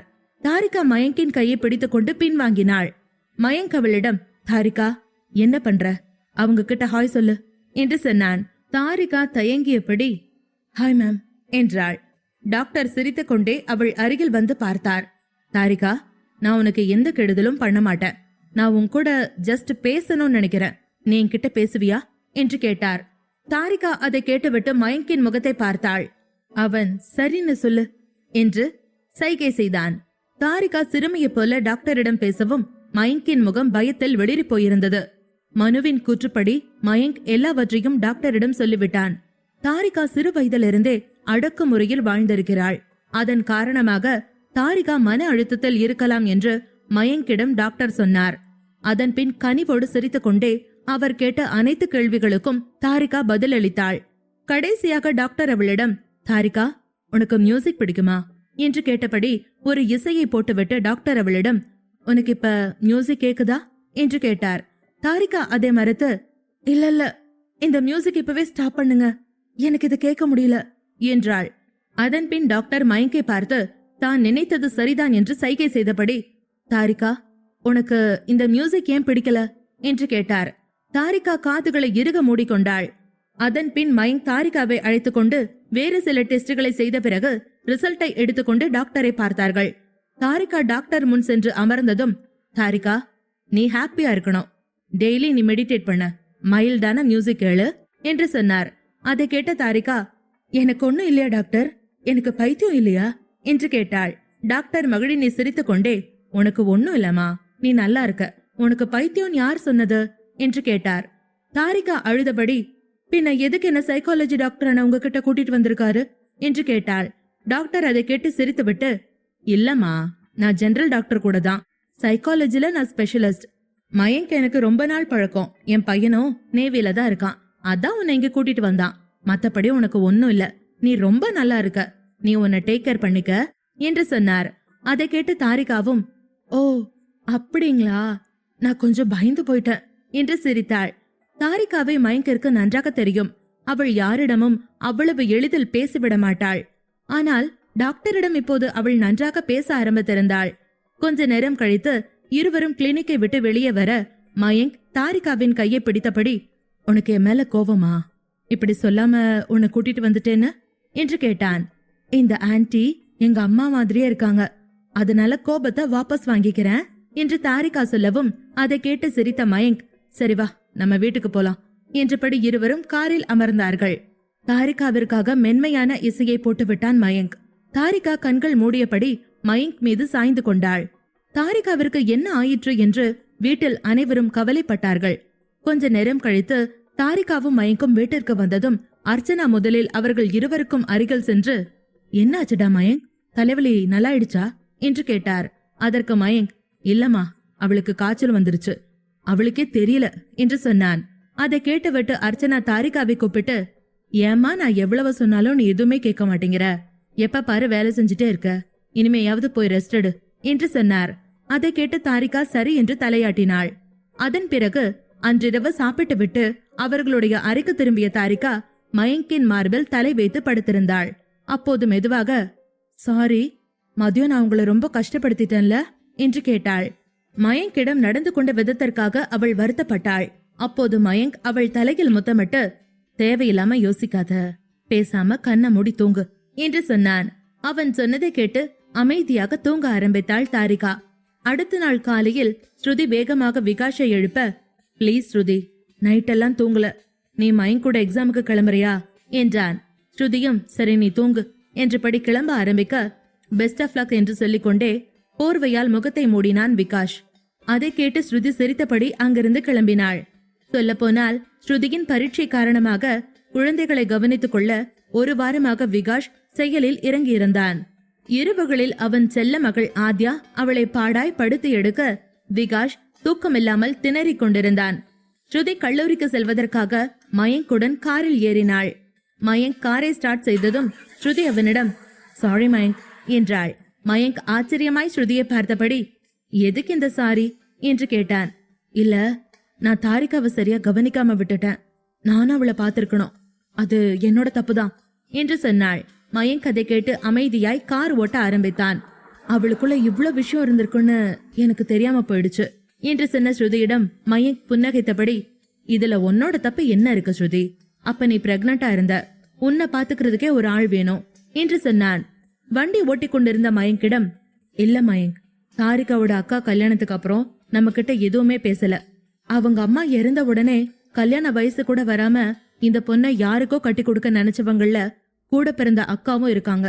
உண்மையா பாசம் இருக்கிறவங்க தன்னோட தாரிகாவை கூட்டிட்டு போயிருக்கணும்ல, அவங்க எல்லாம் ஒன்னா சேர்ந்துதான் இந்த பொண்ணை தொடர்ந்து கஷ்டப்படுத்தி இருக்காங்க. அவங்க அத்தா தாரிகாவை வேணும்னே ராசி இல்லாதவன்னு சொல்லி அவளை இந்த மாதிரி ஸ்ட்ரெஸ்ஸுக்குள்ள கொண்டு போயிருக்காங்க. அதனால தானே என்னவோ கல்யாணம் ஆனப்புறம் கூட தாரிகா தன்னோட குடும்பத்தோட பேசவே இல்ல. நானும் எதிர்பாராம கல்யாணம் நடந்ததால அவங்க கூட கோவமா இருக்கான்னு தப்பா நினைச்சிட்டேன் என்று சொன்னாள். தாரிகா கடந்த 1 வருடமாக மன அழுத்தத்தில் இருப்பதாக டாக்டர் கூறியிருந்தார். ஆனால் அவளுடைய மனச்சோர்வை இன்னும் லேசான நிலையில் இருந்ததால் அதை கட்டுப்பாட்டிற்குள் கொண்டு வர முடிந்தது. தாரிகா அவளது கடந்த கால வாழ்க்கையில் இருந்து வெளியே கொண்டு வர மயங்கின் அன்பு மட்டுமே மருந்தாக உதவியது. வீட்டில் உள்ள அனைவருக்கும் தாரிகாவின் நிலை தெரிந்ததும் வருத்தப்பட்டார்கள். தாரிகாவின் அத்தை பேச்சை கேட்டு தாரிகாவிடம் பல முறை தவறாக நடந்து கொண்டதற்காக அர்ச்சனா மறுபடியும் வருத்தப்பட்டார். ஆனால் தன் தவறை திருத்திக் கொள்ள அவர் மிகவும் தாரிகாவை கவனமாக பார்த்து கொண்டிருந்தார். டாக்டரின் அட்வைஸ் படி இப்போது வீட்டில் யாரும் அவளை தனியாக எங்கேயும் போக அனுமதிக்கவில்லை. எல்லோரும் அவளோடு உட்கார்ந்து பேச ஆரம்பித்தார்கள். தாத்தா அவளை தினமும் சாயந்தரம் அருகில் இருந்த கோவிலுக்கு அழைத்து போக ஆரம்பித்தார். ஒரு நாள் இரவில் மயங்க், பிரதாப் மற்றும் விகாஷ் அனைவரும் மொட்டை மாடியில் அமர்ந்து சின்ன பார்ட்டிக்கு ஏற்பாடு செய்து கொண்டனர். பிரதாப் 2 ரவுண்டுடன் போதும் என்று கிளம்பிவிட்டார். அப்போது அவர்களோடு சேர்ந்து கொண்ட தாத்தா மயங்கிடம் இன்னொரு பெக் போடு என்றார். அதை கேட்ட மயங்க் ஆச்சரியத்தோடு தாத்தா போதும், இதுவே உங்களுக்கு ரொம்ப அதிகமா இருக்கு, அப்புறம் ஏறிடும் என்றான். மயங்கின் பேச்சை கேட்ட தாத்தா பொறுமை இழந்து இங்க யார் பெரியவன், நானா நீயா? நான் ஒருத்தன் இருக்கேங்கிறத மறந்துட்டு எல்லாம் தனியா ஆடுறீங்கள்ல, நான் சொல்றத நீ கேளு என்று கத்தினார். கொஞ்ச நேரம் கழித்து தாத்தா கிளாஸில் இருந்த சரக்கை காலி செய்ததும் விகாஷ் அதை எடுத்து போதும் தாத்தா, இன்னைக்கு உங்களுக்கு இது போதும் என்றான். அப்போது தாத்தா கோபமாக இல்ல, நான் மயங்க் பையகிட்ட கொஞ்சம் பேசணும், இன்னொரு பை கூத்து என்றார். அப்போது உடனே மயங்க் வேகமாக இல்ல தாத்தா, நாம நாளைக்கு பேசலாம், இன்னைக்கு பிரதாப் மாமாவும் இங்க வந்திருந்தாரு, உங்களுக்கும் சரக்கு கொடுத்தோன்னு தெரிஞ்சது, எங்க கதை அவ்வளோதான், நீங்க வயசுல பெருசுன்னா அதுக்காக நீங்க நினைச்ச மாதிரி எல்லாம் பண்ண முடியாது என்றான். தாத்தா குடிபோதையில் என்னது பிரதாப் வந்தானா, சரி சரி, எனக்கு பயமா இருக்கு, பார்த்தா திட்டியே போதை இறக்கிடுவான், மோரோ எலும்பச்சம்பழமோ தேவையே இல்ல என்றார். விகாஷ் தாத்தாவின் வாயை மூடி நீங்க சும்மா உளராம இருங்க தாத்தா, நீங்களே குடிச்சது வீட்டுல இருக்கிற எல்லாருக்கும் சொல்லிருவீங்க போல என்றான். அதன் பின் விகாஷ் தாத்தாவை பிடித்து கொண்டு மெல்ல கீழே அழைத்து போக ஆரம்பித்தான். அகிலன் ஹாலுக்கு வரும்போது தாத்தாவை மெதுவாக ரூமுக்கு அழைத்து சென்று கொண்டிருந்த விகாஷ் அப்போது அகிலனை பார்த்து வேகமாக தாத்தாவை ஒரு திரைச்சீலையின் பின்னால் ஒளித்தான். தாத்தா பேசாம இருங்க, உங்க மருமகம் போனதுக்கு அப்புறம் ரூமுக்கு போலாம் என்றான். விகாஷ் பேச்சை கேட்டு தாத்தா குடிபோதையில் ஏன் அவனை பார்த்தா எனக்கு என்ன பயம், நான் சிங்கம்டா, நான் யார பார்த்தும் பயப்பட தேவையில்லை என்று சத்தம் போட விகாஷ் வேகமாக தாத்தாவின் வாயை மூடியபடி ஐயோ தாத்தா நீங்க என்ன மாட்டி விட்டுறாதீங்க என்று சொன்னான். அகிலன் அதை பார்த்து சிரித்துக் கொண்டே அவர் ரூமுக்கு போனார். உண்மையில் விகாஷ், மயங்க் இருவரும் ஒன்றாக அமர்ந்து குடிக்கலாம் என்று திட்டமிட்டிருந்தனர். ஆனால் தாத்தா அவர்களுடைய பேச்சை கேட்டு மயங்கை மிரட்டி அந்த ட்ரிங்க்ஸ் மீட்டிங்கில் கலந்து கொள்ள வந்திருந்தார். குறிப்பாக ஸ்ருதியும் தாரிகாவும் வீட்டிற்கு வந்திருந்ததால் பிரதாப்பும் குடிப்பதை நிறுத்தி இருந்தார். அதனால் அவரும் இதில் கலந்து கொண்டார். தாத்தாவை ரூமில் தூங்க வைத்துவிட்டு மொட்டை மாடிக்கு கிளம்பினான் விகாஷ். மயங்க் சிகரெட் பிடித்தபடி இரவில் சென்னை நகரத்தை பார்த்தபடி அதனை பற்ற வைத்தான். விகாஷ் அவன் அருகில் வந்து தோளில் கை போட்டு வர வர நீ அதிகமா சிகரெட் பிடிக்க ஆரம்பிக்கிற என்று சொன்னான். மயங்க் அதை கேட்டுவிட்டு சிகரெட்டை அணைத்தான். இல்லனா, வீட்டுக்கு வரும்போது மட்டும் கொஞ்சம் கேர்லெஸ் ஆயிடுவேன், ஷிப்ல இருக்கும்போது கரெக்டா மெயின்டைன் பண்ணிப்பேன் என்று சொன்னான். விகாஷ் அவனிடம் ஒரு கிளாஸ் விஸ்கியை கொடுத்தபடி உனக்கு ஏதாவது பிரச்சனையா மயங்க்? தாரிகா எப்படி நடந்துக்கிறா? உன்னோட மேரேஜ் லைஃப் உனக்கு ஓகேவா என்று கேட்டான். மயங்க் பிரச்சனையெல்லாம் இல்லனா, இப்பதான் நான் நிம்மதியா இருக்கேன். இந்த கல்யாணம் என்னோட லைஃபுக்கு ஒரு பெரிய அர்த்தம் கொடுத்திருக்கு, அதுக்காக உங்ககிட்ட நான் ரொம்ப தேங்க்ஸ் சொல்லணும் என்று சொன்னான். விகாஷ் அவன் தோள்களில் தட்டி கொடுத்து உனக்கு என்ன நல்லதோ அதைத்தான் நாங்க செய்வோம் என்றான். அதன் பின் சரி, ஒரு வாரம் கழிச்சு நீ கிளம்புறேன்னு தாரிகா கிட்ட சொல்லிட்டியா என்று கேட்டான். மயங்க் குனிந்து கொண்டே இல்லனா, ஆனா அவ புரிஞ்சுப்பா என்று சொல்லிவிட்டு ஒரே மூச்சில் விஸ்கியை குடித்து முடித்தான். அப்போது விகாஷ் மயங்க் நான் ஒன்னு சொல்லட்டுமா, தாரிகாவை கூட்டிட்டு 2 நாள் எங்காவது வெளியில போயிட்டு வா, நீங்க 2 பேரும் ஹனிமூன் கூட போகலல்ல என்று சொன்னான். மயங்க் விகாஷை ஆச்சரியமாக பார்த்தான்.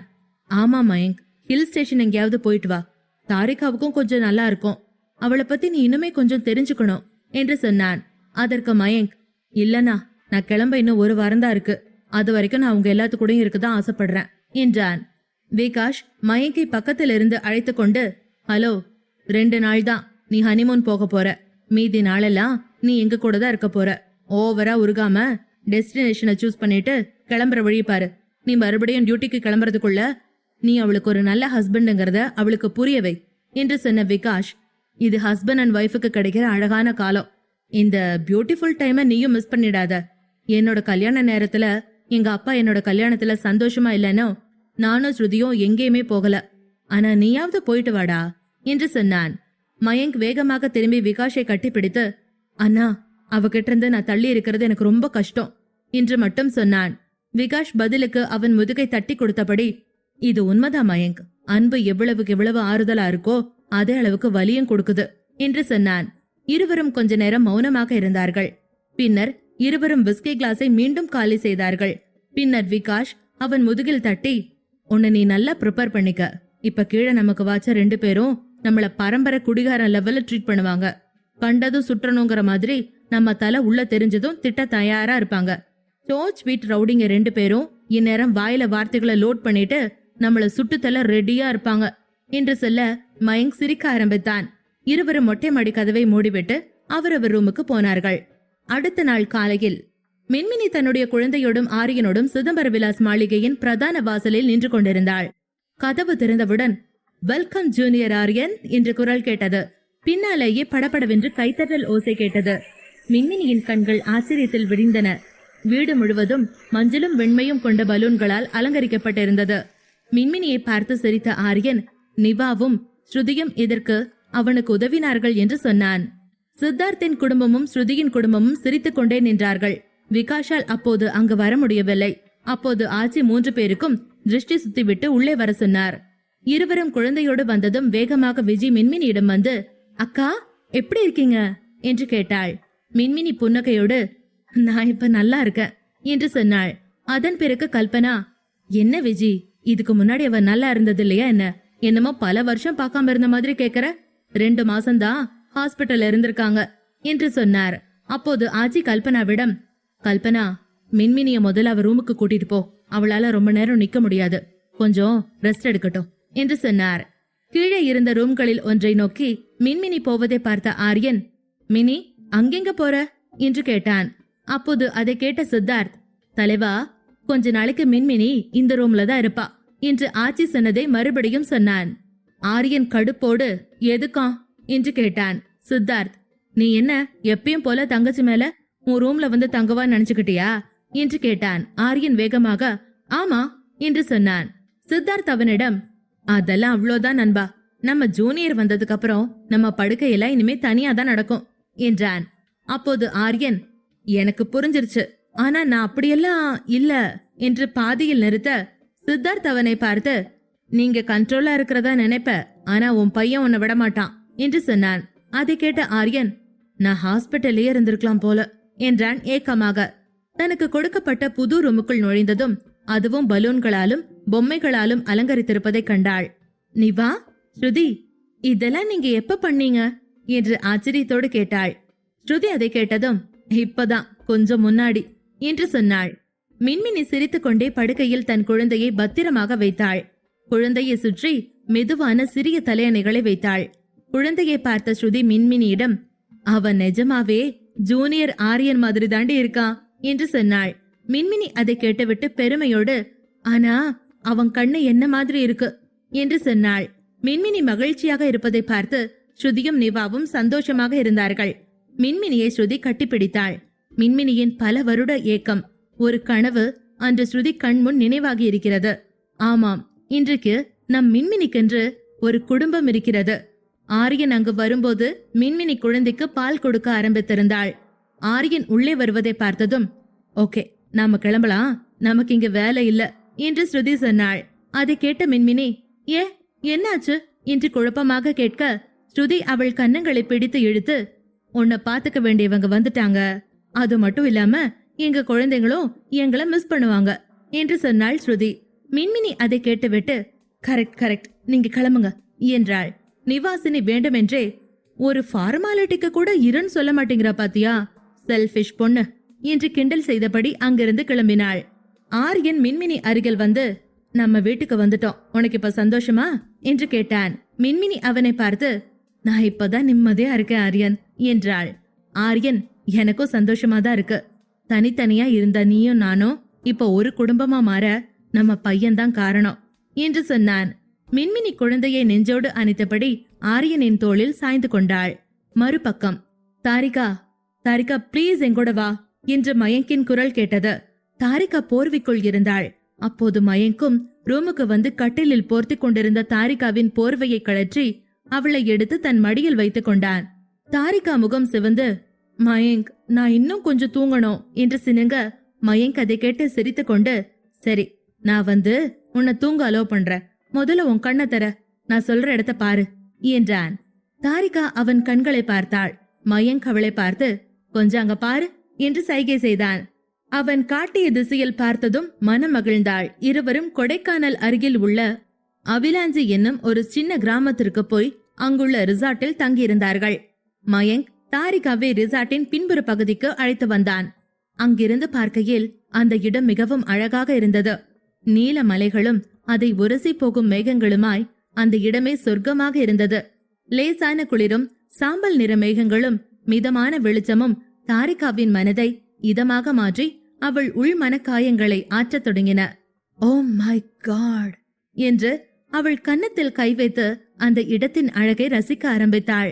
மயங்க் அவளை பின்னால் இருந்து அணைத்தபடி, அதனாலதான் உன்னை வெளியில வர சொன்ன, ஆனா நீ என்னடானா குளிருதுன்னு தூங்கிட்டு இருக்க என்று சொன்னான். தாரிகா அவன் மார்பில் தலை வைத்து, எனக்கு டிராவல் பண்ணினது டயர்டா இருந்தது, ஆனா இத பார்த்த உடனே என்னோட டயர்ட்னஸ் எல்லாம் போயிடுச்சு என்றாள். மயங்க் அவள் உச்சியில் அன்பாக முத்தமிட்டு, இத பார்த்ததும் உன்னோட டயர்ட்னஸ் போயிடும் எனக்கு தெரியும். உன்னை பத்தி எனக்கு அதிகமா தெரிஞ்சிருக்க முடியல, ஆனா நீ ஒரு நேச்சர் லவர்னு எனக்கு தெரியும் என்று சொன்னான். அதை கேட்டு தாரிகா சிரித்தாள்.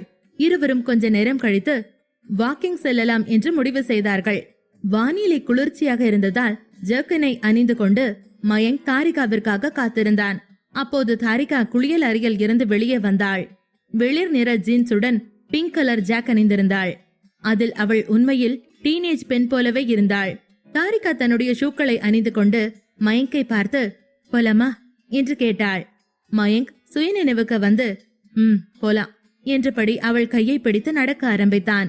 தாரிகா அவனை வித்தியாசமாக பார்க்க, இல்ல பார்க்க ஸ்கூல் பொண்ணு மாதிரி இருக்க, அதான் எங்காவது காணாம போயிட்டேனா என் அம்மா என்ன கொன்னுடுவாங்க என்று சொன்னான். தாரிகா அவனை முறைத்தபடி நிற்க, சரி சரி, நான் காமெடி ட்ரை பண்ண, சிரிப்பு வரலேனா அப்ப ரூட்டை கட் பண்ணு என்று சொன்னான். பிறகு இருவரும் சிரித்துக் கொண்டே ஒருவர் ஒருவரின் கையை பிடித்துக் கொண்டு ரிசார்ட்டை விட்டு வெளியே வந்தார்கள். ரிசார்ட்டை சுற்றிய பகுதிகளில் மிகவும் அழகாயிருந்தது. அந்த இடத்தின் ரம்மியமான அழகில் தாரிகா எல்லாவற்றையும் மறந்து சிரித்துக் கொண்டிருந்தாள். மயங்க் அவளின் அழகை பார்த்து சிரித்தான். இருவரும் நடந்து கொண்டே சிறிது தூரம் சென்று பார்த்தார்கள். இரவு உணவு சாப்பிட்டு விட்டு வேகமாக தூங்க போனார்கள். தாரிகா அடுத்த நாள் காலை 7 மணிக்கு தயாராக இருந்தாள். மயங்க், லேட் ஆகுது, சீக்கிரமா ரெடி ஆகுங்க என்று சொன்னாள். மயங்க் அவன் தலைமுடியை செட் செய்து கொண்டிருந்தான். முதலில் தாரிகா அவனோடு இங்கு வர தயாராக இல்லை. ஆனால் இப்போது அங்குள்ள எல்லா இடங்களும் சென்று பார்க்க உற்சாகமாக இருந்தாள்.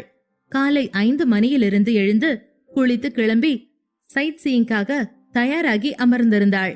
மயங்கையும் சீக்கிரம் எழுப்பிவிட்டாள். இருவரும் வெளியே வந்தபோது அவர்களின் வண்டி அவர்களுக்காக காத்திருந்தது. தாரிகா வண்டியில் அமர்ந்தவுடன், இப்ப எங்க போறோம் என்று கேட்டாள். மயங்க் அருகில் இருந்து, நம்ம ரிவர் ரோயிங் போறோம் என்று சொன்னான். அதை கேட்ட தாரிகா அதிர்ச்சியோடு, என்னது போட்டிங்கா என்று கேட்டாள். மயங்க் போனின் மேப்பை பார்த்து கொண்டு தலையை மட்டும் ஆட்டினான். அப்போது தாரிகா, இதையே முன்னாடியே சொல்லல, எனக்கு தண்ணினா ரொம்ப பயம் என்றாள். மயங்க் அதை கேட்டு சிரித்து கொண்டே, எதுக்கு பயம், நான் உன் கூட இருக்கேன்ல, இது ஜாலியா இருக்கும் என்று சொன்னான். அதை கேட்டு தாரிகா அமைதியானாள். கொஞ்ச நேரம் கழித்து இருவரும் ஏரி அருகே வந்தபோது தாரிகா மிகவும் பயப்பட்டாள். மயங்கின் கையை பிடித்து கொண்டு, தூரத்திலிருந்து தனிய பாக்குறது எனக்கு ரொம்ப பிடிக்கும், என்னால் அத பக்கத்துல எல்லாம் போக முடியாது என்றாள். தாரிகா சொல்வதை கேட்டு அவளை தன்னோடு அழைத்து சென்ற மயங்க், உனக்கு ஒண்ணு ஆகாது, நான் இங்கதானே இருக்கேன் என்று சொன்னான். தாரிகா வேகமாக, இல்ல, போட்ல இருந்து நான் கீழே விழுந்தா நான் செத்துடுவேன் என்றாள். அதை பார்த்த மயங்க் சிரிக்க ஆரம்பித்தான். ஹலோ மேடம், நீங்க நேவி ஆபீசரோட வைஃப், அது ஞாபகம் இருக்கட்டும் என்றான். மயங்க் தாரிகாவின் முகத்தை தன் கைகளில் எடுத்துக்கொண்டு, அந்த மாதிரி எதுவும் நடக்காதுமா, நான் உன்னை கீழே விழ வைப்பேன்னு நினைக்கிறியா என்று கேட்டான். தாரிகா தயக்கத்தோடு அவனோடு நின்று அந்த நபர் சொன்ன குறிப்புகளை கேட்க ஆரம்பித்தாள். அவலாஞ்சி அருகே ரிவர் ராஃப்டிங் இருந்தது. அங்கேதான் மயங்க் அவளை அழைத்து வந்து அவளிடம் கெஞ்சி கொண்டிருந்தான். அவர்கள் இருவரோடு மற்ற 3 ஜோடிகள் இருந்தார்கள். அவர்கள் மூவரும் உற்சாகமாக இருந்தார்கள். ஆனா தாரிகா மிகவும் பயந்து போயிருந்தாள். அப்போது லைஃப் ஜாக்கெட்டை எடுத்து அவளுக்கு அணிவித்து தானும் அணிந்து கொண்டான். தாரிகாவை பார்த்து, தாரிகா என்ன போலாமா என்று கேட்ட மயங்கிடம் தாரிகா பயத்தோடு தலையாட்டினாள். பயப்படாத, நான் தான் சொல்றேன்ல, உனக்கு ஒன்னும் ஆகாது என்றான். மயங்க் சொன்னதை கேட்டு மனதிற்குள் அவனை திட்டிக் கொண்டு அவனோடு சென்று போர்டில் அமர்ந்தாள் தாரிகா. மயங்க் அவளிடம் தனது கண்களால் நிதானமாக இருக்கும்படி சுட்டி காட்டிய போது அவள் லேசாக சிரித்தாள். தாரிகா ஒரு நிதானமான பெரிய மூச்சை எடுத்து என்ன நடக்கப் போகிறதோ என்று எல்லா விதமான தெய்வங்களையும் கும்பிட ஆரம்பித்தாள். அவர்கள் பாறைகள் இருந்த ஆற்றில் முன்னாடி போக போக தாரிகாவின் கூச்சல் அதிகமாகிக் கொண்டே போனது. கொஞ்ச நேரத்தில் அவள் வித்தியாசமாக கத்த ஆரம்பித்தாள். அவளுடைய குரல் உற்சாகமாக மாறியது. தாரிகாவிற்கு கூட தெரியவில்லை. இருவரும் புகைப்படங்கள் மற்றும் வீடியோக்கள் எடுத்தார்கள். ராஃப்டிங் முடிந்து இருவரும் விடுபட்ட போது மயங்க் தாரிகாவிடம், பாத்தியா, உனக்கும் இது பிடிக்கும் நான் சொன்னேன்ல என்று பெருமையோடு சொன்னான். தாரிகாவோ அதை கேட்டுவிட்டு, ஆமா, நான் இப்ப வேணான்னு சொன்னது உங்களுக்காகத்தான், உங்களை பத்தி தான் நான் கவலைப்பட்டேன் என்று தாரிகா சொன்னதை பார்த்து, ஓ அப்ப நீங்க பயப்படல இல்லையா, மேடம் என்ன பத்தி தான் கவலைப்பட்டீங்களா என்று கேட்டான். இல்ல, உண்மையை சொல்லணும்னா நீங்க என் கூட இருந்தீங்க, அதனாலதான் நான் பயப்படல என்று தாரிகா சொன்னாள். அதன் பிறகு அவள் மயங்கை பார்த்து சிரிக்க தொடங்கினாள். சரி, அடுத்த அட்வென்ச்சருக்கு ரெடியாகு என்றபடி இன்னொரு இடத்திற்கு ஜீப்பில் பயணித்த தாரிகாவும் மயங்கும் அந்த இடம் வந்தவுடன் இறங்கினர். அது பாராகிளைடிங் எனப்படும் பலூன் மூலம் மலை மீது பறந்து வேடிக்கை பார்க்கும் இடம். அதையும் தாரிகா கொஞ்சம் கூட எதிர்பார்க்கவே இல்லை. நீங்க என்ன கொல்லணும்னு நினைச்சுதான் இந்த இடத்துக்கு கூட்டிட்டு வந்தீங்களா என்று மயங்கோடு சத்தம் போட ஆரம்பித்தாள். மயங்க் சிரித்து கொண்டே, இதெல்லாம் நீ அதிகமா யோசிக்கிறதுக்கான அடையாளம். இங்க உள்ள எல்லாரும் செத்துருவாங்கன்னா இங்க எதுக்கு வந்திருக்காங்க என்று கேட்டான். தாரிகா அவனை பார்த்து, இல்ல, நீங்க நிஜமாவே என்ன கொல்லணும்னு ஆசைப்படுறீங்க என்று சொன்னான். மயங்க் சிரித்தபடி அவளை தன் கைகளில் எடுத்துக்கொண்டான். இருவருக்கும் சேர்த்து பெல்ட் போடப்பட்டது. அது கொஞ்சம் வித்தியாசமான பலூன் போல பெரிதாக இருந்தது. அதனோடு அதனை கட்டுப்படுத்தும் பயிற்சியாளர் ஒருவர் உடன் இருந்தார். தாரிகா மயங்கை இறுக்கமாக பிடித்துக் கொண்டாள். பறக்க ஆரம்பித்தவுடன் கண்களை மூடி அலறத் தொடங்கினாள். மயங்க் அவள் கைகளை பிடித்துக் கொண்டு, ஹேய், கண்ணை திறந்து பாரு, உனக்கு ரொம்ப ரொம்ப பிடிச்ச மேகத்துக்கு பக்கத்துல நம்ம போயிட்டு இருக்கோம் என்று சொன்னான். தாரிகா அதன் பிறகு கண்களை திறந்து வேடிக்கை பார்க்க ஆரம்பித்தாள். ஒரு பள்ளத்தாக்கு மேலே அவர்கள் பறக்க ஆரம்பிக்கும் போது தாரிகா உண்மையிலேயே பயந்து போய் கத்த ஆரம்பித்தாள். அதன் பிறகு கண்களை இறுக மூடிக்கொண்டவள் தான் இறங்கும் வரை எதையுமே பார்க்கவில்லை. அதன் பிறகு இறங்கி திரும்பி வந்தவுடன் தாரிகா மயங்கிடமிருந்து விலகி, இனிமே நீங்க எங்க போறேன்னு முன்னாடியே சொல்லிருங்க, இந்த மாதிரியெல்லாம் அட்வென்ச்சர் எல்லாம் என்னால பண்ண முடியாது என்று சொன்னாள். எங்காவது நல்ல அமைதியான இடத்திற்கு அழைத்து போவான் என்று அவள் எதிர்பார்த்திருக்க, ஆனால் இன்றைக்கு போன இடம் எல்லாமே சாகசமாக இருந்தது. அதன் பிறகு ரிசார்ட்டிற்கு வந்து இரவு உணவு சாப்பிட்டு விட்டு ரூமுக்கு வந்ததும் தாரிகா உடை மாற்ற போனாள். அப்போது அன்றைக்கு தாரிகாவோடு இருந்த அழகான நினைவுகளோடு மயங்க் திரும்ப திரும்ப யோசித்து அதற்குள் மூழ்கி போனான். தாரிகாவை இங்கே கூட்டிக் கொண்டு வந்த அவனுடைய திட்டம் நன்றாக வேலை செய்து கொண்டிருந்தது. அவன் மிகவும் மகிழ்ச்சியாக இருந்தான். அதே நேரம் இருவருமே ஒருவருக்கொருவர் நல்ல நேரத்தை செலவிட ஒரு நல்ல வாய்ப்பும் கிடைத்தது. தாரிகா பாத்ரூம் கதவை திறந்து வெளியே வந்தபோது மயங்க் இந்த எண்ணங்களில் மூழ்கி இருந்தான். தாரிகா ஒரு அழகான லாவெண்டர் நிற இரவு ஆடையை அணிந்திருந்தாள். கொஞ்ச நேரம் கழித்து மயங்கும் ஆடை மாற்றிக்கொண்டு படுக்கையில் படுத்துக் கொண்டான். பின்னர் தாரிகா அவன் அருகில் வந்து அவனது மார்பை தொட மயங்க் அவளை தன் கைகளில் எடுத்துக்கொண்டு, ஆமா, இந்த அட்வென்ச்சர் டே எப்படி இருந்துச்சு என்று கேட்டான். அந்த குரலில் இருந்த குறும்புகளை உணர்ந்த தாரிகா, யூஸ்லெஸ் மயங்க், நான் சொன்ன எதையுமே நீங்க கேட்கல என்றாள் கோபமாக. மயங்க் அதை கேட்டுவிட்டு முதலில் சிரித்தான். அதன் பிறகு, சீரியஸா கேக்குறேன் தாரிகா, உண்மையை சொல்லு, உனக்கு அதெல்லாம் பிடிச்சதா இல்லையா என்று கேட்டான். தாரிகா அவனை பார்த்து, நிஜமா சொல்லணும்னா செம த்ரில்லா, ரொம்ப சூப்பரா இருந்துச்சு என்று சொன்னாள். அதன் பிறகு மௌனமாகிய அவளை அணைத்து கொண்ட மயங்க் அவளது மௌனத்தை புரிந்து கொண்டு, உனக்கு பிடிச்சிருந்தா எதுக்கு இவ்ளோ அமைதியா இருக்க என்று கேட்டான். தாரிகா அதை கேட்டுவிட்டு, நான் ஒன்னு சொல்லட்டுமா என்றாள். மயங்க் கனிவாக, சொல்லுமா, கேக்குறேன் என்றான். தாரிகா மயங்கின் கண்களை எக்கி பார்த்து, நீங்க டியூட்டிக்கு போகாதீங்க, இப்படியே என் கூடவே இருங்க என்றாள். அதை கேட்ட மயங்க் அவளை மீண்டும் தன் கைகளுக்குள் பொருத்தி கொண்டு, ஆமா, நான் போறேன்னு உங்ககிட்ட எப்ப சொன்னேன்? நம்ம 2 பேரும் இன்னொரு 2 நாள் இங்கதான் இருக்க போறோம். இங்க இருக்கிற வரைக்கும் என்னோட டியூட்டி பத்தி பேசாத என்று சொன்னான். இல்லங்க, நீங்க இன்னும் 1 மாசமாவது என் கூட இருக்கணும்னு கேக்குறேன் என்று தாரிகா சொன்னாள். தாரிகாவின் கண்களில் வழிந்த கண்ணீரை துடைத்தவன், நீ நிஜமாவே குழந்தைதான், சின்ன சின்ன விஷயத்துக்கெல்லாம் அழற என்றான். தாரிகா அதை கேட்டு, இது சின்ன விஷயமா என்று அழுது கொண்டே பேச ஆரம்பித்தாள். இந்த மாதிரியெல்லாம் என்கிட்ட ஆசை காட்டிட்டு என்னை விட்டுட்டு போனா அது எனக்கு எவ்வளவு கஷ்டமா இருக்கும் தெரியுமா? என்னை எதுக்கு இங்க கூட்டிட்டு வந்தீங்கன்னு எனக்கு புரியல என்றாள் தாரிகா. தாரிகா, நீ என்ன வேணா சொல்லு, நான் மட்டும் உன்னை விட்டுட்டு தனியா போகணும்னு ஆசைப்படுறேன்னா என்ன? அதுக்கு கம்பல்ஷன் இருக்கு. அதுக்காக தான் நான் போறேன். உன்னை என் கூட கூட்டிட்டு போகலாம், ஆனா என்னோட டியூட்டி ஷிப்ல இருக்கும். உன்னை என்னால 24 மணி நேரமும் அங்க வச்சிருக்க முடியாது. அப்ப நீ நேவி குவார்டர்ஸ்ல தனியா தான் இருக்கணும். அது உனக்கு செட் ஆகாதுமா என்று சொன்னான். ஆனால் தாரிகா அழுதபடி இருக்க, 6 மாசம் கண்ணை மூடி திறக்கிறதுக்குள்ள போயிடும் என்றவன் பேச்சை மாற்றி, சரி, பகல்ல நிறைய அட்வென்ச்சர் பண்ணிட்டோம், நைட்ல சில அட்வென்ச்சர் பண்ணலாமா என்றான். தாரிகா அழுகையை நிறுத்திவிட்டு திகைத்து போய் மயங்கை பார்த்தாள். இந்த ராத்திரியில் என்ன அட்வென்ச்சர்? நடுக்காட்டுல புலிக்கு நடுவுல கம்பி மேல நடந்து போறதா என்று கோபமாய் கேட்டாள். மயங்க் அவளை பார்த்து சிரித்துவிட்டு, நீ ரொம்ப ஓவர் திங்க் பண்றேன்னு சொன்னது உண்மைன்னு ப்ரூவ் பண்ணிட்டே இருக்க. நான் சொன்ன நைட் அட்வென்ச்சரே வேற என்றபடி அவளுடைய இடுப்பை பிடித்து கீழே இறக்கி, அந்த அட்வென்ச்சரை சொன்னனே என்றபடி லைட்டை அணைத்தான். அடுத்த 2 நாட்கள் தாரிகாவும் மயங்கும் அவிலாஞ்சி, ஊட்டி, மசனகுடி போன்ற இடங்களில் சுற்றி பார்த்துவிட்டு பிறகு வீடு திரும்பினார்கள். மீதமுள்ள 2 நாட்களில் மயங்க் தன்னுடைய குடும்பத்தாரோடு கழித்தான். அடுத்த நாள் அவன் போக வேண்டும். அதனால் எல்லோரும் அவனோடு சிரித்து பேசிக் கொண்டிருந்தனர். தாரிகாவிற்கு உள்ளுக்குள் மிகவும் வருத்தமாக இருந்தது. இந்த 1 மாதம் எப்படி முடிந்தது என்று கூட அவளுக்கு தெரியவில்லை. இரவு உணவு முடிந்ததும் தாரிகா அவர்களுடைய ரூமுக்கு வந்தாள். மயங்க் படுக்கையில் அமர்ந்திருந்தான். தாரிகாவை பார்த்து அவளை மடியில் அமர்த்தி கொண்டு, நீ எதுக்கு இவ்ளோ லேட்டா வர என்று கேட்டான். தாரிகா கண்களை தாழ்த்தி, இல்ல, கொஞ்சம் வேலை இருந்தது என்று சொன்னாள். கடைசியா சொல்றேன், என் கூட இருக்கிற டைம நீ குறைக்காத தாரிகா என்று மயங்க் சொன்னான். தாரிகா சரி என்று தலையாட்டினாள். அவளை கட்டிலில் அமர வைத்தவன், கண்ணை மூடு, நான் உனக்காக ஒன்னு வாங்கிட்டு வந்தேன் என்றான். அதன் பின் தாரிகா கண்ணை மூட மயங்க் மண்டியிட்டு கையில் இருந்த குட்டி பாக்ஸை திறந்தான். அதில் நீல நிறக்கள் பொருத்தப்பட்ட மோதிரம் ஒன்று இருந்தது.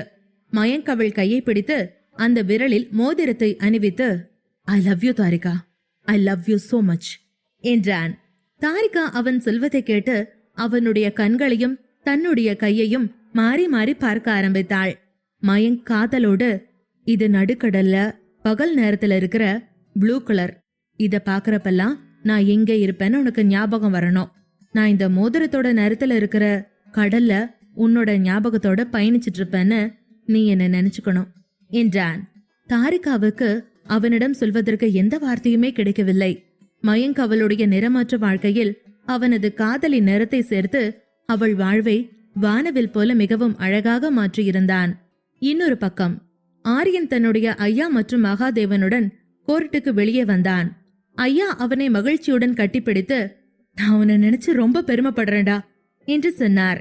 ஆரியன் ஐயாவை கட்டிக்கொண்டு, நான் அப்படி எதுவும் பெருசா பண்ணல ஐயா என்று சொன்னான். அதற்கு ஐயாவோ, இல்ல ஆரியன், என் மகனும் மருமகளும் எங்களை விட்டு போன அன்னைக்கு உன்னை காப்பாத்துறதா இல்ல அந்த கொலைகாரனை துரத்துறதான்னு ஒரு சூழ்நிலை. நாங்க உன்னை காப்பாத்தி வளர்த்துறது எங்களோட கடமையா தேர்ந்தெடுத்தோம். அன்னைக்கு எங்களால செய்ய முடியாதத இன்னைக்கு நீ பண்ணிட்ட என்று ஐயா உணர்ச்சி வசப்படுவதை பார்த்த ஆரியன் மறுபடியும் அவரை கட்டிப்பிடித்து அரவணைத்தான். உண்மையில் தூத்துக்குடியை சேர்ந்த தன்ராஜ் பல ஆண்டுகளுக்கு முன்பு இறந்து விட்டதாக காவல்துறை கருதிய குமார் என்பதும் தன் தம்பி இறந்ததற்கு பழி தீர்ப்பதற்காக ஆரியனின் அப்பா மெய்யப்பனையும் உமையாளையும் பண்ணை வீட்டில் வைத்து கொன்றது அவன்தான் என்பதும் அன்று நீதிமன்றத்தில் நிரூபிக்கப்பட்டது. அவனுடைய அனைத்து தீய செயல்களிலும் அவனை ஆதரித்த அவன் தம்பி மனைவியும் ஐயாவின் தங்கையுமான காந்திமதியும் தண்டிக்கப்பட்டார். பல ஆண்டுகளுக்கு முன்பு பணத்திற்காக சொக்கலிங்கம் மெய்யப்பன் குடும்பத்தின் ஒட்டுமொத்த சந்தோஷத்தையும் மாற்றிய குமார் மற்றும் காந்திமதிக்கு இரட்டை ஆயுள் தண்டனை விதிக்கப்பட்டது. இவ்வளவு நாட்கள் குற்றவாளிகள் சுதந்திரமாக சுற்றித் திரிந்ததால் பரோலில் வெளியில் வர முடியாத அளவிற்கு அவர்களை உள்ளேயே லாக் செய்தார் நீதிபதி. சித்தார்த் ஆரியனை கட்டிப்பிடித்து வாழ்த்து சொன்னான். இந்த வழக்கில் ஆரம்பத்தில் இருந்து கூட இருந்த விகாஷிற்கு ஆரியன் நன்றியை சொன்னான்.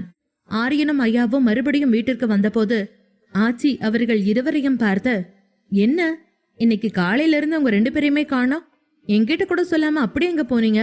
2 பேரும் ஒத்துமையா சிரிச்சிட்டு வர வரீங்க, அன்யூஷுவல் காம்போவா இருக்கே என்று கேட்டார்.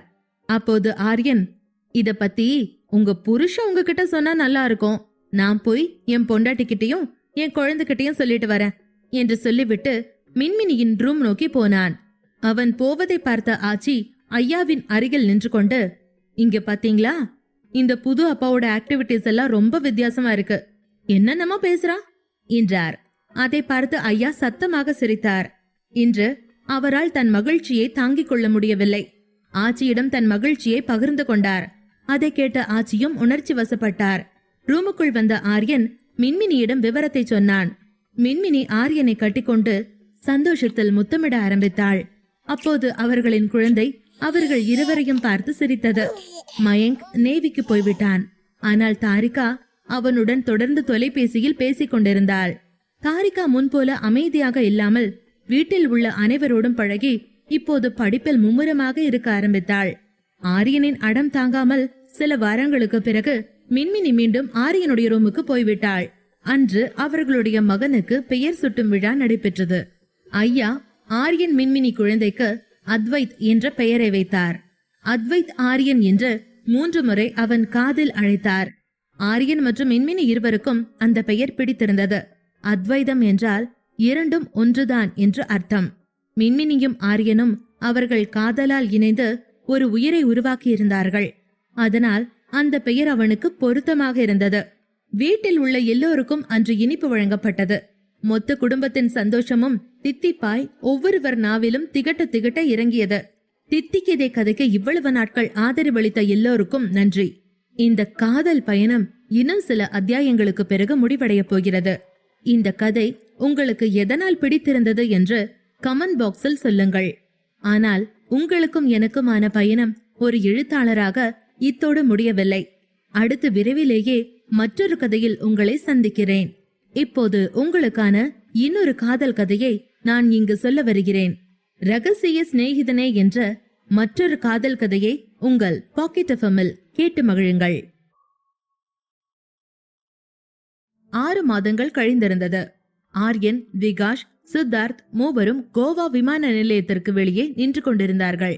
மயங்க் அவர்களை பார்த்ததும் மகிழ்ச்சியாக அவர்களை நோக்கி வர ஆரம்பித்தான். ப்ரோஸ், என்ன சர்ப்ரைஸ் எல்லாம் பண்றீங்க என்று கத்தியபடி வந்தான். சத்தம் கேட்டு ஆரியன், சித்தார்த் மற்றும் விகாஷ் மயங்கை பார்த்து புன்னகைத்தார்கள். அப்போது ஸ்ருதி, நிவாசினி, மின்மினி மூவரையும் விட்டுவிட்டு மயங்க் வேகமாக சென்று தாரிகாவை கட்டிக்கொண்டான். மயங்கை பார்த்த சித்தார்த் விகாஷிடம், ஹலோ, என்னது நம்மள பார்த்து ஓடி வருவான்னு பார்த்தா அங்க போயிட்டான் என்றான். மூவரும் மயங்கை பார்த்து சிரிக்க ஆரம்பித்தபடி அவனை நோக்கி போனார்கள். தான் எல்லோருக்கும் நடுவில் இருப்பதை மயங்க் இப்பொழுது உணர்ந்து கொண்டதால் கொஞ்சம் வெட்கப்பட்டான். 6 மாதங்களுக்கு பிறகு தாரிகாவை பார்த்தவன் உண்மையிலேயே தன்னை மறந்து போயிருந்தான். அவர்கள் எல்லோரும் அவர்களுடைய நீண்ட நாள் கனவான கோவாவை பார்க்க வந்திருந்தார்கள்.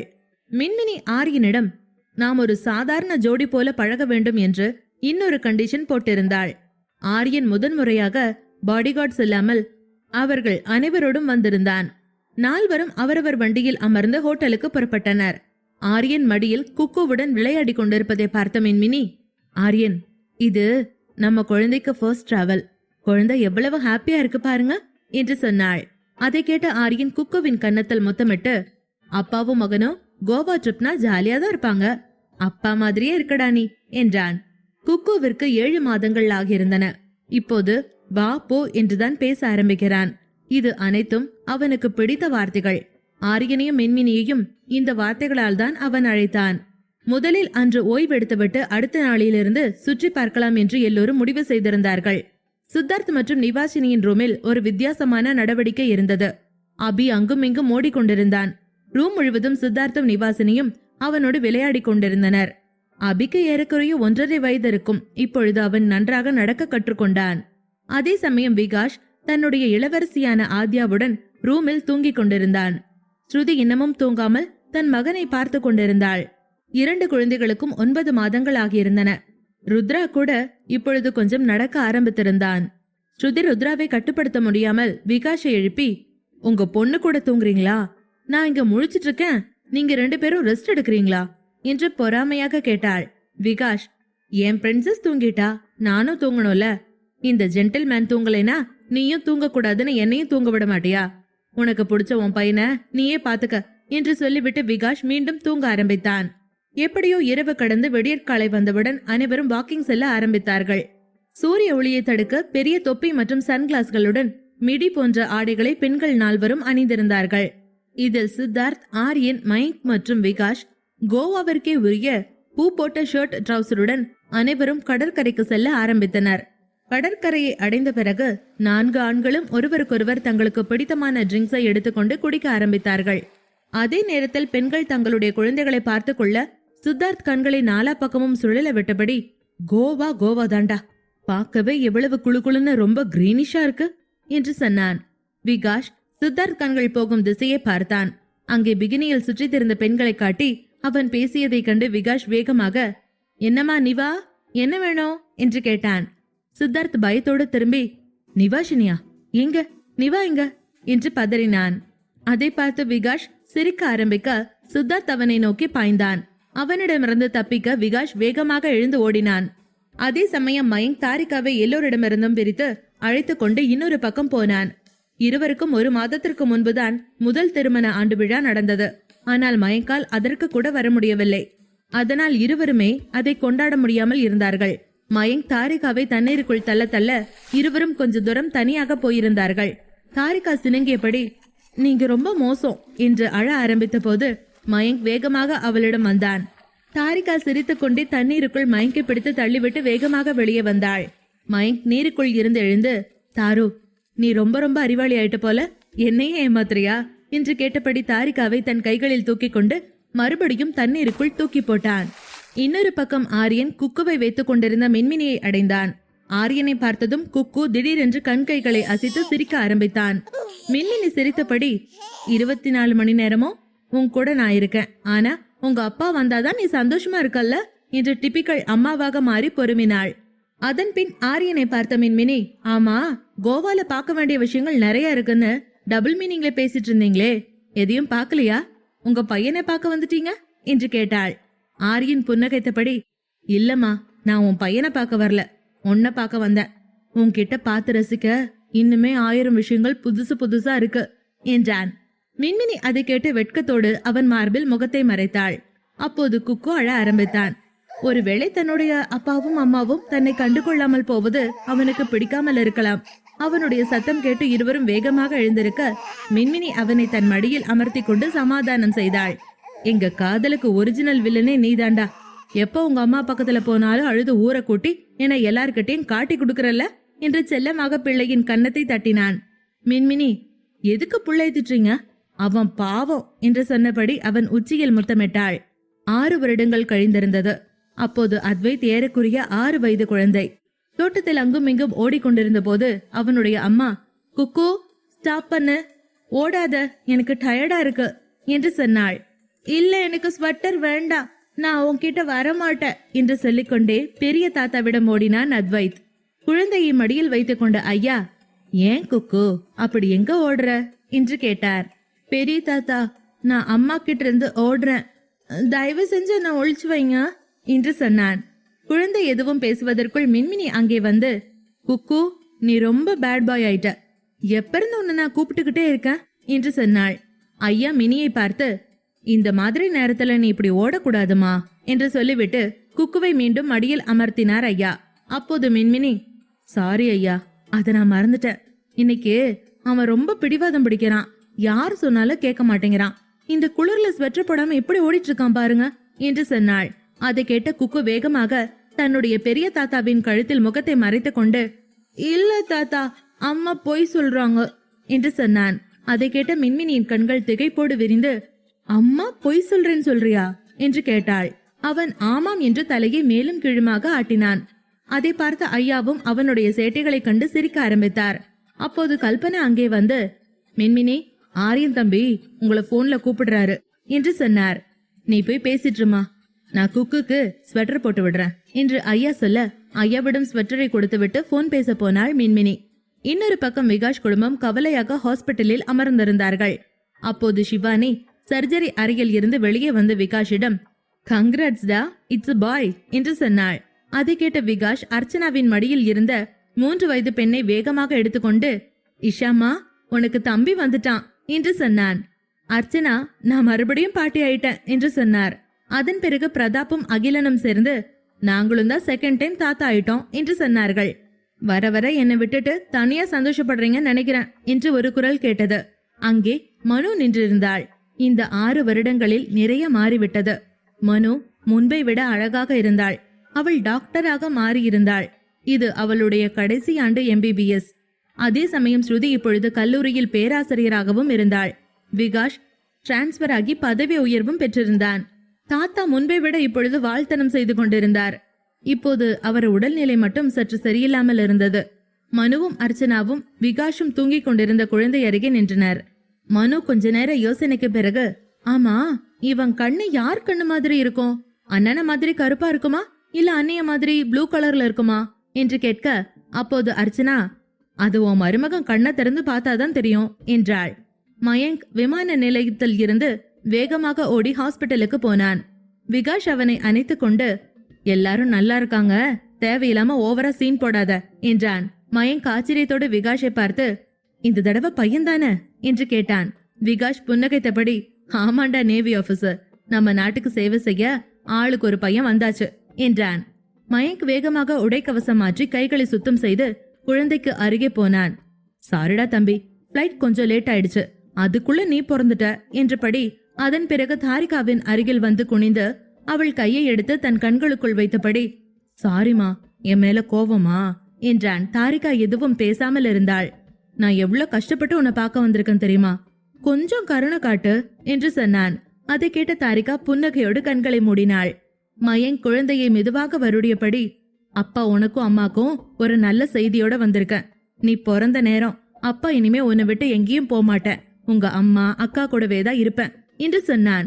தாரிகா மயங்கை ஆச்சரியமாக பார்க்க, ஆமா தாரோ, நான் ரொம்ப நாளா கேட்டுட்டு இருந்த டிரான்ஸ்பர் விஷயம் கிடைச்சிருச்சு என்றான். விகாஷ் ஸ்ருதியை அழைத்து போக காலேஜுக்கு வந்தான். ஸ்ருதி வேகமாக, தாரிகாக்கு என்னாச்சு, குழந்தை பிறந்துருச்சா என்று கேட்க, நாம நினைச்ச மாதிரியே ஜூனியர் மயங்க் பிறந்துட்டான் என்று சொன்னான். அதை கேட்ட மகிழ்ச்சியான ஸ்ருதி விகாஷை வேகமாக அணைத்து கொண்டாள். கொஞ்ச நேரம் கழித்து இருவரும் பிரிந்து, ஆரம்பத்துல அவங்க வாழ்க்கை இப்படி மாறும்னு நான் நினைச்சு கூட பாக்கல, பயந்துட்டே இருந்தோம். அவங்க லைஃப் இப்படியெல்லாம் பாசிட்டிவா மாறும்னு நான் நினைக்கவே இல்ல. தாரிகா மயங்க லவ் பண்ணுவாளா இல்ல விட்டுட்டு போயிடுவாளான்னு பயந்துகிட்டே இருந்தேன் என்று சொன்னாள். விகாஷ் காரை ஸ்டார்ட் செய்து, உண்மைய சொன்னா நானும் மாமாவும் கூட அப்படிதான் யோசிச்சோம். ஆனா யாருமே எதிர்பார்க்கல அவங்க 2 பேரும் கட்டாய கல்யாணத்தால ஒண்ணு சேர்ந்தவாங்கன்னு நாமெல்லாம் நினைச்சிட்டு பயந்துருந்தோம். ஆனா உண்மை என்னன்னா, அவங்க ஏற்கனவே ஒண்ணு ஆகணுங்கிறது அவங்க விதியில முன்னாடியே எழுதப்பட்டிருக்கு. நமக்கு தான் அதெல்லாம் தெரியாம நாம தான் எல்லாம் பண்ணினதா நினைச்சுக்கிறோம் என்றான். அதை கேட்டு ஸ்ருதி விகாஷின் கையை பிடித்து கொண்டு, அவங்க கல்யாணத்தை கடவுள் முடிவு பண்ணினதா சொல்றீங்க, அப்ப நம்ம கல்யாணம் என்று கேட்டாள். நம்ம 2 பேரும் ஒன்னா இருக்கணும்னு ஏற்கனவே முடிவு பண்ணிட்டோம். அதனாலதான் நான் இவ்வளவு பெரிய சென்னையை விட்டுட்டு போயும் கோயம்புத்தூர்ல போய் என்னோட பெட்டர் ஆஃபர்ஸ் சூஸ் பண்ணிருக்கேன் என்றான். அதை கேட்டு ஸ்ருதி, என்ன புகழ்றீங்களா கேலி பண்றீங்களா என்று கேட்டாள். விகாஷ் சிரித்து கொண்டே, ரெண்டும் இல்ல என்றான். ஸ்ருதி விகாஷை அடித்தபடி, வர வர ரொம்ப பண்றீங்க நீங்க, எப்ப பாரு கோயம்புத்தூர்காரங்களை கிண்டல் பண்ணிட்டு இருக்கீங்க என்றாள். விகாஷ் அவள் கைகளை பிடித்து முத்தமிட்டபடி, சரி, என்னை கம்ப்ளீட் பண்ணக்கூடிய ஒரு விஷயத்த நீ மறந்துடாத, என்னை கம்ப்ளீட் பண்றவன் நீதான். என்ன சூழ்நிலை வந்தாலும் நான் உன்னை எப்பவுமே லவ் பண்ணுவேன். ஐ லவ் யூ கோயம்புத்தூர்காரி என்றான் புன்னகையோடு. ஸ்ருதி வெட்கப்பட்டு வேறெங்கோ பார்க்க ஆரம்பித்தாள். அதன் பிறகு சமாதானமான ஸ்ருதி, சரி பசங்க ஸ்கூல்ல இருந்து வந்துட்டாங்களா என்று கேட்டாள். அப்பா 2 பேரையும் நேரம் கூட்டிட்டு வந்திருப்பாரு என்று சொன்னான். இருவரும் வீட்டை அடைந்த போது விகாஷ் ஸ்ருதியை இழுத்து ஆவேசமாக முத்தமிட்டான். ஸ்ருதி, வீட்டுல யாராவது பாப்பாங்க என்று சொல்லிக்கொண்டே விகாஷின் முத்தத்திற்கு ஈடு கொடுக்க ஆரம்பித்தாள். அதன் பின் ஸ்ருதி தன்னை சரி செய்து கொண்டு, ருத்ரா என்ன காணாம அழுதுட்டு இருப்பான். நான் முன்னாடி போட்டுமா என்றாள். சரி சரி போ. ஆனா இன்னைக்கு நீ அவனை பாட்டி ரூம்ல படுக்க வச்சுட்டு நம்ம ரூமுக்கு வருவேன்னு எனக்கு ப்ராமிஸ் பண்ணு என்றான். அதை கேட்டு ஆச்சரியமான ஸ்ருதி, என்ன நடக்காத விஷயம் எல்லாம் பேசுறீங்க? நான் இல்லாம அவன் என்னைக்கு தூங்கி இருக்கான் என்றாள். அதெல்லாம் எனக்கு தெரியாது. இன்னைக்கு எனக்கு என்னோட வைஃப் எனக்கு வேணும் என்றான் பிடிவாதமாக. அதை கேட்டு முகம் சிவந்த ஸ்ருதி காரை விட்டு வேகமாக இறங்கி கீழே போனாள். தித்திக்குதே கதைக்கு இவ்வளவு நாட்கள் ஆதரவளித்த எல்லோருக்கும் நன்றி. இந்த காதல் பயணம் இன்னும் சில அத்தியாயங்களுக்கு பிறகு முடிவடைய போகிறது. இந்த கதை உங்களுக்கு எதனால் பிடித்திருந்தது என்று கமெண்ட் பாக்ஸில் சொல்லுங்கள். ஆனால் உங்களுக்கும் எனக்குமான பயணம் ஒரு எழுத்தாளராக இத்தோடு முடியவில்லை. அடுத்து விரைவிலேயே மற்றொரு கதையில் உங்களை சந்திக்கிறேன். இப்போது உங்களுக்கான இன்னொரு காதல் கதையை நான் இங்கு சொல்ல வருகிறேன். ரகசிய சிநேகிதனே என்ற மற்றொரு காதல் கதையை உங்கள் பாக்கெட் எஃப்எம்மில் கேட்டு மகிழுங்கள். இரவு 11 மணி அளவில் ஆரியன் ஆஸ்திரேலியாவில் இருந்து இந்தியாவுக்கு திரும்பியிருந்தான். அப்போது சூரஜை காரை வேகமாக ஓட்ட சொல்லிவிட்டு படபடப்பாக இருந்தான். கிட்டத்தட்ட 2 மாதங்களுக்கு பிறகு மின்மினியை சந்திப்பதால் கார் நின்ற அடுத்த நொடி விரைவாக சிதம்பர விலாஸ் வீட்டிற்கு உள்ளே போனான். வேகமாக படிக்கட்டுகளில் ஏறி அவர்களுடைய ரூமுக்கு வந்தான். இரவு விளக்கின் வெளிச்சத்தில் 2 குட்டி பிசாசுகளோடு மின்மினி தூங்கிக் கொண்டிருப்பதை பார்த்த ஆரியன் தன் கோட்டை கழற்றி லைட்டை ஆன் செய்துவிட்டு மின்மினியை அன்போடு பார்த்தான். வெளிச்சம் வந்ததும் கண் விழித்த மின்மினி தன் எதிரில் வந்த ஆரியனை பார்த்து வியந்து வேகமாக எழுந்து உட்கார்ந்தாள். சந்தோஷமாக அவனை அணைத்து கொண்டு, எப்ப வந்தீங்க? இன்னும் 1 வாரம் கழிச்சுதானே வரதா சொன்னீங்க என்று கேட்டாள். ஆரியன் மின்மினியின் நெற்றியில் அன்போடு முத்தமிட்டான். ஆமா, ஆனா இந்த முறை சீக்கிரமா வந்துட்டேன். ஏன்னா எனக்காக நீ வச்சிருந்த நியூஸ் அப்படி கேட்டதோ எனக்கு உங்களை பார்க்காம இருக்க முடியல என்றான். மின்மினி ஆரியனை பார்த்து, சரி சரி நான் நம்பிட்டேன். நீங்க உங்க பையனை பார்க்க வந்திருப்பீங்க. அத்வைத் உங்களை கேட்டு கேட்டு தொந்தரவு பண்ணினான் என்றாள். ஆரியன் மின்மினியின் கையை பிடித்து இழுத்து, சரி அத்வைத் மட்டும்தான் மிஸ் பண்ணினானா? அவனோட அம்மா என்ன மிஸ் பண்ணவே இல்லையா என்று கேட்டான். ஆரியன் பேச்சை கேட்டு மின்மினியின் முகம் சிவக்க அவனை பார்த்தாள்.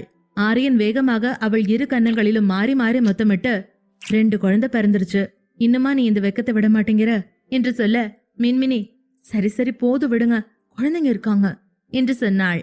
அவள் சொல்வதை கேட்டுவிட்டு ஆரியன் வேகமாக அவளை இழுத்து கொண்டு அறைக்கு வெளியே அழைத்து போனான்.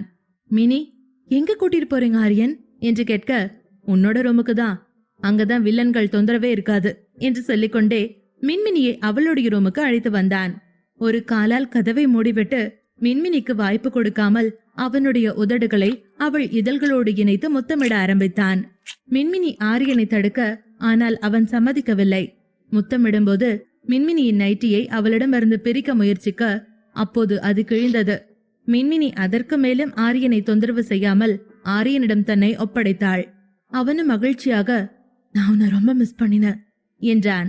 மின்மினி பெருமையாக, நானும் கூட உங்களை மிஸ் பண்ணினேன் என்று சொல்ல ஆரியன் விளக்கை அணைத்துவிட்டு அவள் வயிற்றில் கை வைத்து வருடியபடி, நான் உன்னை ரொம்ப மிஸ் பண்றேன் ஏஞ்சல், என் அம்மா தானே நீ என்று சொன்னான். மின்மினி ஒரு கணம் கோபப்பட்டாள். ஓ, நீங்க என்ன மிஸ் பண்ணல, என் வயிற்றுல வளர்ற உங்க பொண்ணதான் மிஸ் பண்ணீங்களா என்று கேட்டாள். அதன் பின் ஆரியன் தலையை வருடி, இந்த தடவையும் நமக்கு பொண்ணு பிறக்கலைனா என்ன பண்ணுவீங்க என்று கேட்டாள். ஆரியன் சீரியஸான குரலில், கண்டிப்பா இந்த தடவை நமக்கு ஒரே ஒரு பொண்ணு பிறப்பா. ஒருவேளை அது நடக்கலைனா நம்ம 4வது வாட்டி ட்ரை பண்ணலாம், எனக்கு எந்த பிரச்சனையும் இல்ல என்று சொன்னான். மின்மினி அவன் முதுகில் அறைந்து, ஆரியன், உங்களுக்கு கொஞ்சம் கூட வெக்கமே இல்லையா என்று கேட்டாள். அதெல்லாம் உன்னை முத பார்த்தன்னைக்கே போயிடுச்சு, ஞாபகம் இருக்கா? உன்னோட பர்மிஷனே இல்லாம உன்னை கிஸ் பண்ணினேன்ல, அன்னைக்கே இல்லையா? இப்ப எப்படி அதெல்லாம் வரும் என்று கேட்டான். அதன் பின், சரி சரி இப்ப நான் நம்ம ஏஞ்சல் கிட்ட பேசுறேன் என்று சொல்லிவிட்டு மின்மினியின் வயிற்றின் அருகில் வந்தான். அவள் வயிற்றை அவன் உதடுகளால் தொட்டதும் அவள் சிரிக்க ஆரம்பித்தாள். மின்மினி 4 மாத கர்ப்பமாக இருந்தாள். இப்போதே அவளுக்கு பேபி பம் தெரிய ஆரம்பித்தது. அவள் 3வது தடவையாக கர்ப்பமாக இருந்தாள். 2வதாக அவர்களுக்கு இன்னொரு மகன் பிறந்தான், ஆகர்ஷ். அவனுக்கு 3 வயதாக போகிறது. அத்வைத் சரியாக ஆரியனைப் போலவே இருந்தான். அவன் நிறம் ஆரியனைப் போலவே இருந்தது. அவனுடைய கண்கள் மின்மினியைப் போல இருந்தது. 2வது பையன் மின்மினியைப் போலவே சிகப்பாக இருந்தான். ஆனால் அவன் கண்கள் ஆரியனைப் போல கவர்ச்சியாக இருந்தது. அவர்களுடைய 2 குழந்தைகளும் இயற்கையில் ஒருவருக்கொருவர் மிகவும் வித்தியாசமாக இருந்தனர். முதல் மகன் அத்வைத் ஆரியனைப் போலவே திமிர் பிடித்து கெத்தாக இருக்க, இரண்டாவது மகன் ஆகர்ஷ் மின்மினியைப் போலவே கூலாக இருந்தான். இப்போது குறும்புத்தனமாக இருக்கும் இருவரும் காலப்போக்கில் மாறுவார்கள். இருவரிடமும் நிறைய மாற்றங்கள் வரப்போகிறது என்பதால் அவர்களின் குணங்களை யாரும் தடுக்கவில்லை. இங்கு ஆரியனும் மின்மினியும் ஒருவருக்கொருவர் சில அன்பான தருணங்களை, நிமிடங்களை பரிமாறிக்கொண்டனர். மின்மினியும் ஆரியனும் தங்கள் ரூமுக்கு திரும்பி வந்தபோது குழந்தைகள் இருவரும் தூங்கிக் கொண்டிருந்தனர். ஆனால் ஒருவருக்கொருவர் அணைத்துக் கொண்டிருக்க அவர்களுக்கு வெகு தொலைவில் போர்வை கிடந்தது. மின்மினி, மை புவர் பேபிஸ் என்று சொல்லி இருவரையும் அணைத்து முத்தமிட்டபடி அவர்களுக்கு போர்த்து விட்டாள். கொஞ்ச நேரத்தில் இரண்டாவது மகன் ஆகர்ஷை மார்பில் வைத்துக் கொண்டு மின்மினி தூங்கிக் கொண்டிருந்தாள். அதை பார்த்த ஆரியன் வேகமாக மின்மினியிடம் சென்று படுத்துக்கொண்டு, இது என்னோட இடம் என்றான். மின்மினி ஆரியனை, விளையாடாதீங்க, நீங்க அத்வைத்துக்கிட்ட போய் படுங்க என்று சொன்னாள். ஆரியன் பிடிவாதமாக, இல்ல நான் இப்படிதான் தூங்க போறேன், இவ்வளவு நாள் தள்ளி இருந்துட்டோம்ல, இதுக்கப்புறம் நான் உன்னை அவ்வளவு சீக்கிரமா தனியா விடுவேன்னு நீ கனவு கூட காணாத என்று சொல்ல, அதை கேட்ட மின்மினி அவன் தலைமுடியை வருட ஆரம்பித்தாள். ஆரியன் அவள் கையை பிடித்து முத்தம் கொடுத்தான். அதன்பின் ஆரியன் விளக்கை அணைத்துவிட்டு மின்மினியை தன் பக்கம் இழுத்து, ஆமா ஆச்சி நல்லா இருக்காங்களா என்று கேட்டான். ஓ, நீங்க அவங்கள பார்க்காமே இங்க வந்துட்டீங்களா என்று கேட்டாள். இல்லம்மா, ரொம்ப லேட் ஆயிடுச்சு, அதான் நாளைக்கு காலையில் அவங்கள பாக்குறேன் என்று சொன்னான். அதன்பின் ஆரியன் மின்மினியின் முகத்தை உயர்த்தி முத்தமிட்டு, தேங்க்ஸ் டி பொண்டாட்டி, இருட்டா கடந்த என் வாழ்க்கையில ரொம்ப கலர்ஃபுல்லா உன் பேர் மாதிரி குட்டி குட்டி வெளிச்சங்கள் நிறைஞ்ச நட்சத்திர வானமா மாத்திட்ட என்றான் ஆரியன். மின்மினி பதிலுக்கு முத்தமிட்டு, என்னோட வாழ்க்கையை நீங்க சரி பண்ணி குடும்பமா வாழ வழிகாட்டிருக்கீங்க, we are equal என்றாள். அப்போது அம்மா என்று குழந்தையின் குரல் கேட்டு ஆரியனும் மின்மினியும் ஒருவரை ஒருவர் பிரிந்தார்கள். தூக்கத்தில் ஆகர்ஷ் அம்மாவை தேடினான். அவன் குரலால் அத்வைத்தும் இழுத்துக்கொண்டு அப்பா என்று அழைத்தான். ஆரியனும் மின்மினியும் குழந்தைகள் இருவரையும் எடுத்து தங்களுக்கு நடுவே படுக்க வைத்து தட்டி கொடுக்க ஆரம்பித்தனர். குழந்தைகள் இப்போது சத்தமில்லாமல் இருந்தனர். ஒருவேளை தூங்கியிருக்கலாம். அத்வைத்தை ஆரியன் மிகவும் நேசித்தான். அவனை அவனது மார்பில் மட்டுமே தூங்க வைப்பதை வழக்கமாக வைத்திருந்தான். இன்னொரு பக்கம் ஆகர்ஷ் எப்பொழுதும் அம்மாவோடுதான் இருக்க விரும்பினான். ஹாப்பி பர்த்டே குட்டி என்று சொல்லி தன்னுடைய இரண்டாவது குழந்தை ஆகர்ஷை முத்தமிட்டாள் மின்மினி. ஆரியன் புன்னகைத்து, எஸ், ஹாப்பி பர்த்டே குட்டி என்றபடி அவனை முத்தமிட்டான். காலையில் ஆரியன் ஆச்சியை ரூமுக்கு அழைக்க வந்தான். அப்போது ஐயாவுடன் அவர் தோட்டத்தில் இருக்கிறார் என்பது தெரிய வந்தது. சில நாட்களாக அவருக்கு உடல்நிலை சரியில்லை. ஆரியன் அந்த காரணத்திற்காகவும் ஆஸ்திரேலியாவிலிருந்து சீக்கிரம் வந்திருந்தான். தோட்டத்தில் குழந்தைகளோடு சித்தார்த், நிவாசினி, ஐயா மற்றும் மகாதேவன் ஆகியோர் விளையாடி கொண்டிருந்தனர். அதே நேரம் ஆச்சி யசோதா மற்றும் மின்மினியோடு பேசுவதில் பிஸியாக இருந்தார். ஆச்சியின் வயதிற்கு ஏற்ப கால்வலி அதிகமாக இருந்தது. அவரால் அதிகம் நடக்க முடியவில்லை. ஆரியன் சிரித்துக் கொண்டே ஆச்சியின் அருகில் வந்து, ஆச்சி, கால்வலி எப்படி இருக்கு என்று கேட்டான். ஆச்சி சிரித்தபடி, உன்னை பார்த்துட்டேன்ல ஆரியன், இனிமே எனக்கு எல்லா வலியும் போயிடும் என்றார். அதை கேட்டுவிட்டு ஆரியன் அவரை அணைத்துக் கொண்டான். மாலையில் ஆகர்ஷின் பிறந்தநாள் பார்ட்டி என்பதால் சிதம்பர விலாஸ் மாளிகை பலூன், பொம்மைகள், சாக்லேட்டுகள் மூலம் அலங்கரிக்கப்பட்டிருந்தது. ஆரியனும் மின்மினியும் குக்குவையும் ஆகர்ஷியும் தயார்படுத்த முயன்றார்கள். ஆனால் அவர்கள் இருவரும் அப்பா அம்மா கைகளுக்குள் சிக்காமல் தொந்தரவு செய்தார்கள். ஆரியன் மின்மினி அருகில் மறைந்திருந்த குக்குவை பிடித்து, பாத்தியா, உன்னை பிடிச்சிட்டேன், இனிமே என்னை ஏமாத்தாத என்று சொல்ல குக்கு சரி என்று வேகமாக தலையாட்டினான். மின்மினி அந்த இருவரையும் பார்த்து சிரித்துக் கொண்டு ஆகர்ஷை கிளப்பிக் கொண்டிருந்தாள். ஆரியன் ஆகர்ஷை அவளிடமிருந்து இழுத்து, நான் பாத்துக்கிறேன், நீ போய் ரெடியாகு என்றான். அதன்பின் ஆகர்ஷை பிடித்து அவனுக்கு ஆடைகளை போட்டுவிட்டு அவனுக்கு ஷூ போட ஆரம்பித்த போது இரண்டு குழந்தைகளும் மறுபடியும் ஒளிந்து கொண்டார்கள். அதை பார்த்து ஆரியன், மினி, உன்னோட குழந்தையெல்லாம் ரொம்ப பேட் கிட்ஸ் என்று சொன்னான். இந்த நேரத்தில் அவன் வெறும் ஜீன்ஸ் மட்டுமே அணிந்திருந்தான். அவனால் சட்டை கூட போட்டு பார்ட்டிக்கு தயாராக முடியவில்லை. அவனுடைய நிலையை பார்த்த மின்மினி சிரித்துக் கொண்டே, நீங்க என்ன பண்றீங்களோ உங்க குழந்தைகளும் அதைத்தான் பண்ணுவாங்க என்று சொன்னாள். ஆரியன் இரண்டு குழந்தைகளையும் பதட்டத்தோடு தேட ஆரம்பித்தான். அதன் பின் ஏதோ புரிந்தது போல மின்மினியை தன் பக்கம் இழுத்து, இவங்களை காண மினி, சரி வா, நம்ம 2 பேரும் தனியா இருப்போம் என்று சொன்னான். உடனே இரண்டு குழந்தைகளும் அவசரமாக தாங்கள் ஒளிந்து கொண்ட இடத்தை விட்டு வெளியே வந்து, இல்ல எங்க அம்மாவை நாங்க உங்க கூட ஊருக்கு விட மாட்டோம் என்று சொல்லிக்கொண்டே ஆரியனுக்கும் மின்மினிக்கும் நடுவே வந்தன. ஆரியன் வேகமாக இருவரையும் பிடித்து, ஏண்டா அன்பெய்டு வில்லன்களா, உங்க 2 பேருக்கும் நாங்க 2 பேரும் ஒன்னா இருந்தா மட்டும் பொறுக்காதே என்று சொல்ல அத்வைத் ஆரியனிடம், அப்பா, நீங்களும் ஊருக்கு கிளம்பாதீங்க என்று சொன்னான். ஆரியன் அவனை கையில் எடுத்துக்கொண்டு, அப்பா உன்னை விட்டுட்டு எங்கடா போறேன்? இன்னைக்கு உன்னை பார்க்க தான் வந்திருக்கேன். நான் மட்டுமா, உன்னை பார்க்க யாரெல்லாம் வந்திருக்காங்க தெரியுமா? அபி வந்திருக்கான், இஷா வந்திருக்கா, ருத்ரா வந்திருக்கா, ஆத்யா வந்திருக்கான் என்று சொன்னான். அத்வைத் ஆரியனை கட்டிப்பிடித்து, நிஜமாவா சொல்றீங்க என்று கேட்டான். இந்த முறை மின்மினி அவன் அருகில் வந்து, சரி வா, உன்னை நான் ரெடி பண்றேன், அப்பா ஷர்ட் போடட்டும் என்று சொன்னாள். ஆனால் குக்கு வேகமாக, இல்லப்பா, நீங்க என்ன ட்ரெஸ் பண்ணுங்க என்று சொன்னான். அப்போது ஆரியன் மின்மினியிடம், சரி நான் இவனை பாத்துக்கிறேன், நீ பர்த்டே குட்டியை தயார் பண்ணு என்றான். கொஞ்ச நேரத்தில் ஆரியன் மின்மினி இருவரும் தங்கள் 2 மகன்களோடு பார்ட்டிக்கு வந்தார்கள். சித்தார்த் அவனிடம் வந்து, என்னடா பண்ணிட்டு இருக்க? 3 வருஷ கேப்ல மாத்தி மாத்தி ஒவ்வொன்னா ரிலீஸ் பண்ணிட்டு இருக்க. என்ன கூட மீட் பண்ண மாட்டேங்கிற. இந்த நிவா என்னடானா ஒன்னே போதுன்னு என்ன பக்கத்திலே விட மாட்டேங்கிறா. அப்படி என்ன சீக்கிரட்ட வச்சிருக்க? எனக்கும் சொல்ல என்றான். அப்போது விகாஷம் அங்கு வந்து அவர்கள் இருவரோடும் சேர்ந்தான். இங்கே மின்மினி ஆச்சியோடு சேர்ந்து தன்னுடைய அகாடமி குழந்தைகள் எல்லோருக்கும் தன்னுடைய குழந்தைகளை அறிமுகப்படுத்த ஆரம்பித்தாள். அப்போது ஸ்ருதி மற்றும் நிவாசினி அங்கே வந்தார்கள். ஆமாம், மின்மினி தனக்கு மிகவும் பிடித்த டான்ஸ் அகாடமி ஒன்றை ஆரம்பித்திருந்தாள். அதில் திறமையான குழந்தைகளை தேர்ந்தெடுத்து அவர்களுக்கு இலவசமாக டான்ஸ் கற்றுக் கொடுத்து கொண்டிருந்தாள். அகாடமி குழந்தைகளை சந்தித்த பிறகு மின்மினி அவள் குழந்தைகளை இப்போது அபி, ருத்ரா, ஆத்யா, இஷா என எல்லோருடனும் இணைத்தாள். அங்கே மகாதேவன் மற்றும் விகாஷின் தாத்தாவோடு ஐயாவும் இருந்தார். அவர்களும் குழந்தைகளுடன் சேர்ந்து பார்ட்டியை ரசிக்க ஆரம்பித்தார்கள். பார்ட்டி நிறைய விளையாட்டுகளும் பரிசுகளோடும் ரொம்ப நேரம் நடந்தது. எல்லா குழந்தைகளும் சந்தோஷமாக இருந்தனர். 5 மாதங்களுக்கு பிறகு ஜீவன் மருத்துவமனை அறையில் ஆரியன் தன் கையில் இருந்த குழந்தையை பார்த்து, ஓ பரவாயில்லையே, அப்பாக்கு அதிகம் வேலை வைக்காம இந்த தடவை நீயே வந்துட்டியா ஏஞ்சல் என்றான். மின்மினி புன்னகைத்தாள். அப்போது ஸ்ருதி, விகாஷ், நிவாசினி, சித்தார்த் ஆகியோர் அந்த ரூமுக்குள் வந்தார்கள். கொஞ்ச நேரம் கழித்து தொட்டிலில் தூங்கிக் கொண்டிருந்த பெண் குழந்தையை பார்த்து ருத்ரா அவள் அருகில் வந்து அவளை தொட விரும்பினான். அப்போது சித்தார்த் மகன் அபி அவன் கையை பிடித்து, இவ என்னோட தேவதை, நீ தொடக்கூடாது என்று மழலை குரலில் சொல்ல, அதை கேட்ட ருத்ரா கோபத்தோடு, இல்ல அவ என்னோட தேவதை என்று சண்டை போட்டுக்கொள்ள ஆரம்பித்தார்கள். அப்போது குக்கு அவர்களுக்கு நடுவில் வந்து, 2 பேரும் வாயை மூடுங்க, இவ என் தங்கச்சி, அவளை என்கிட்ட விட்டுட்டு எல்லாரும் வெளியில போங்க, இது என்னோட தங்கச்சி என்றான். ஆகர்ஷுக்கு இன்னும் பேச்சு சரியாக வரவில்லை.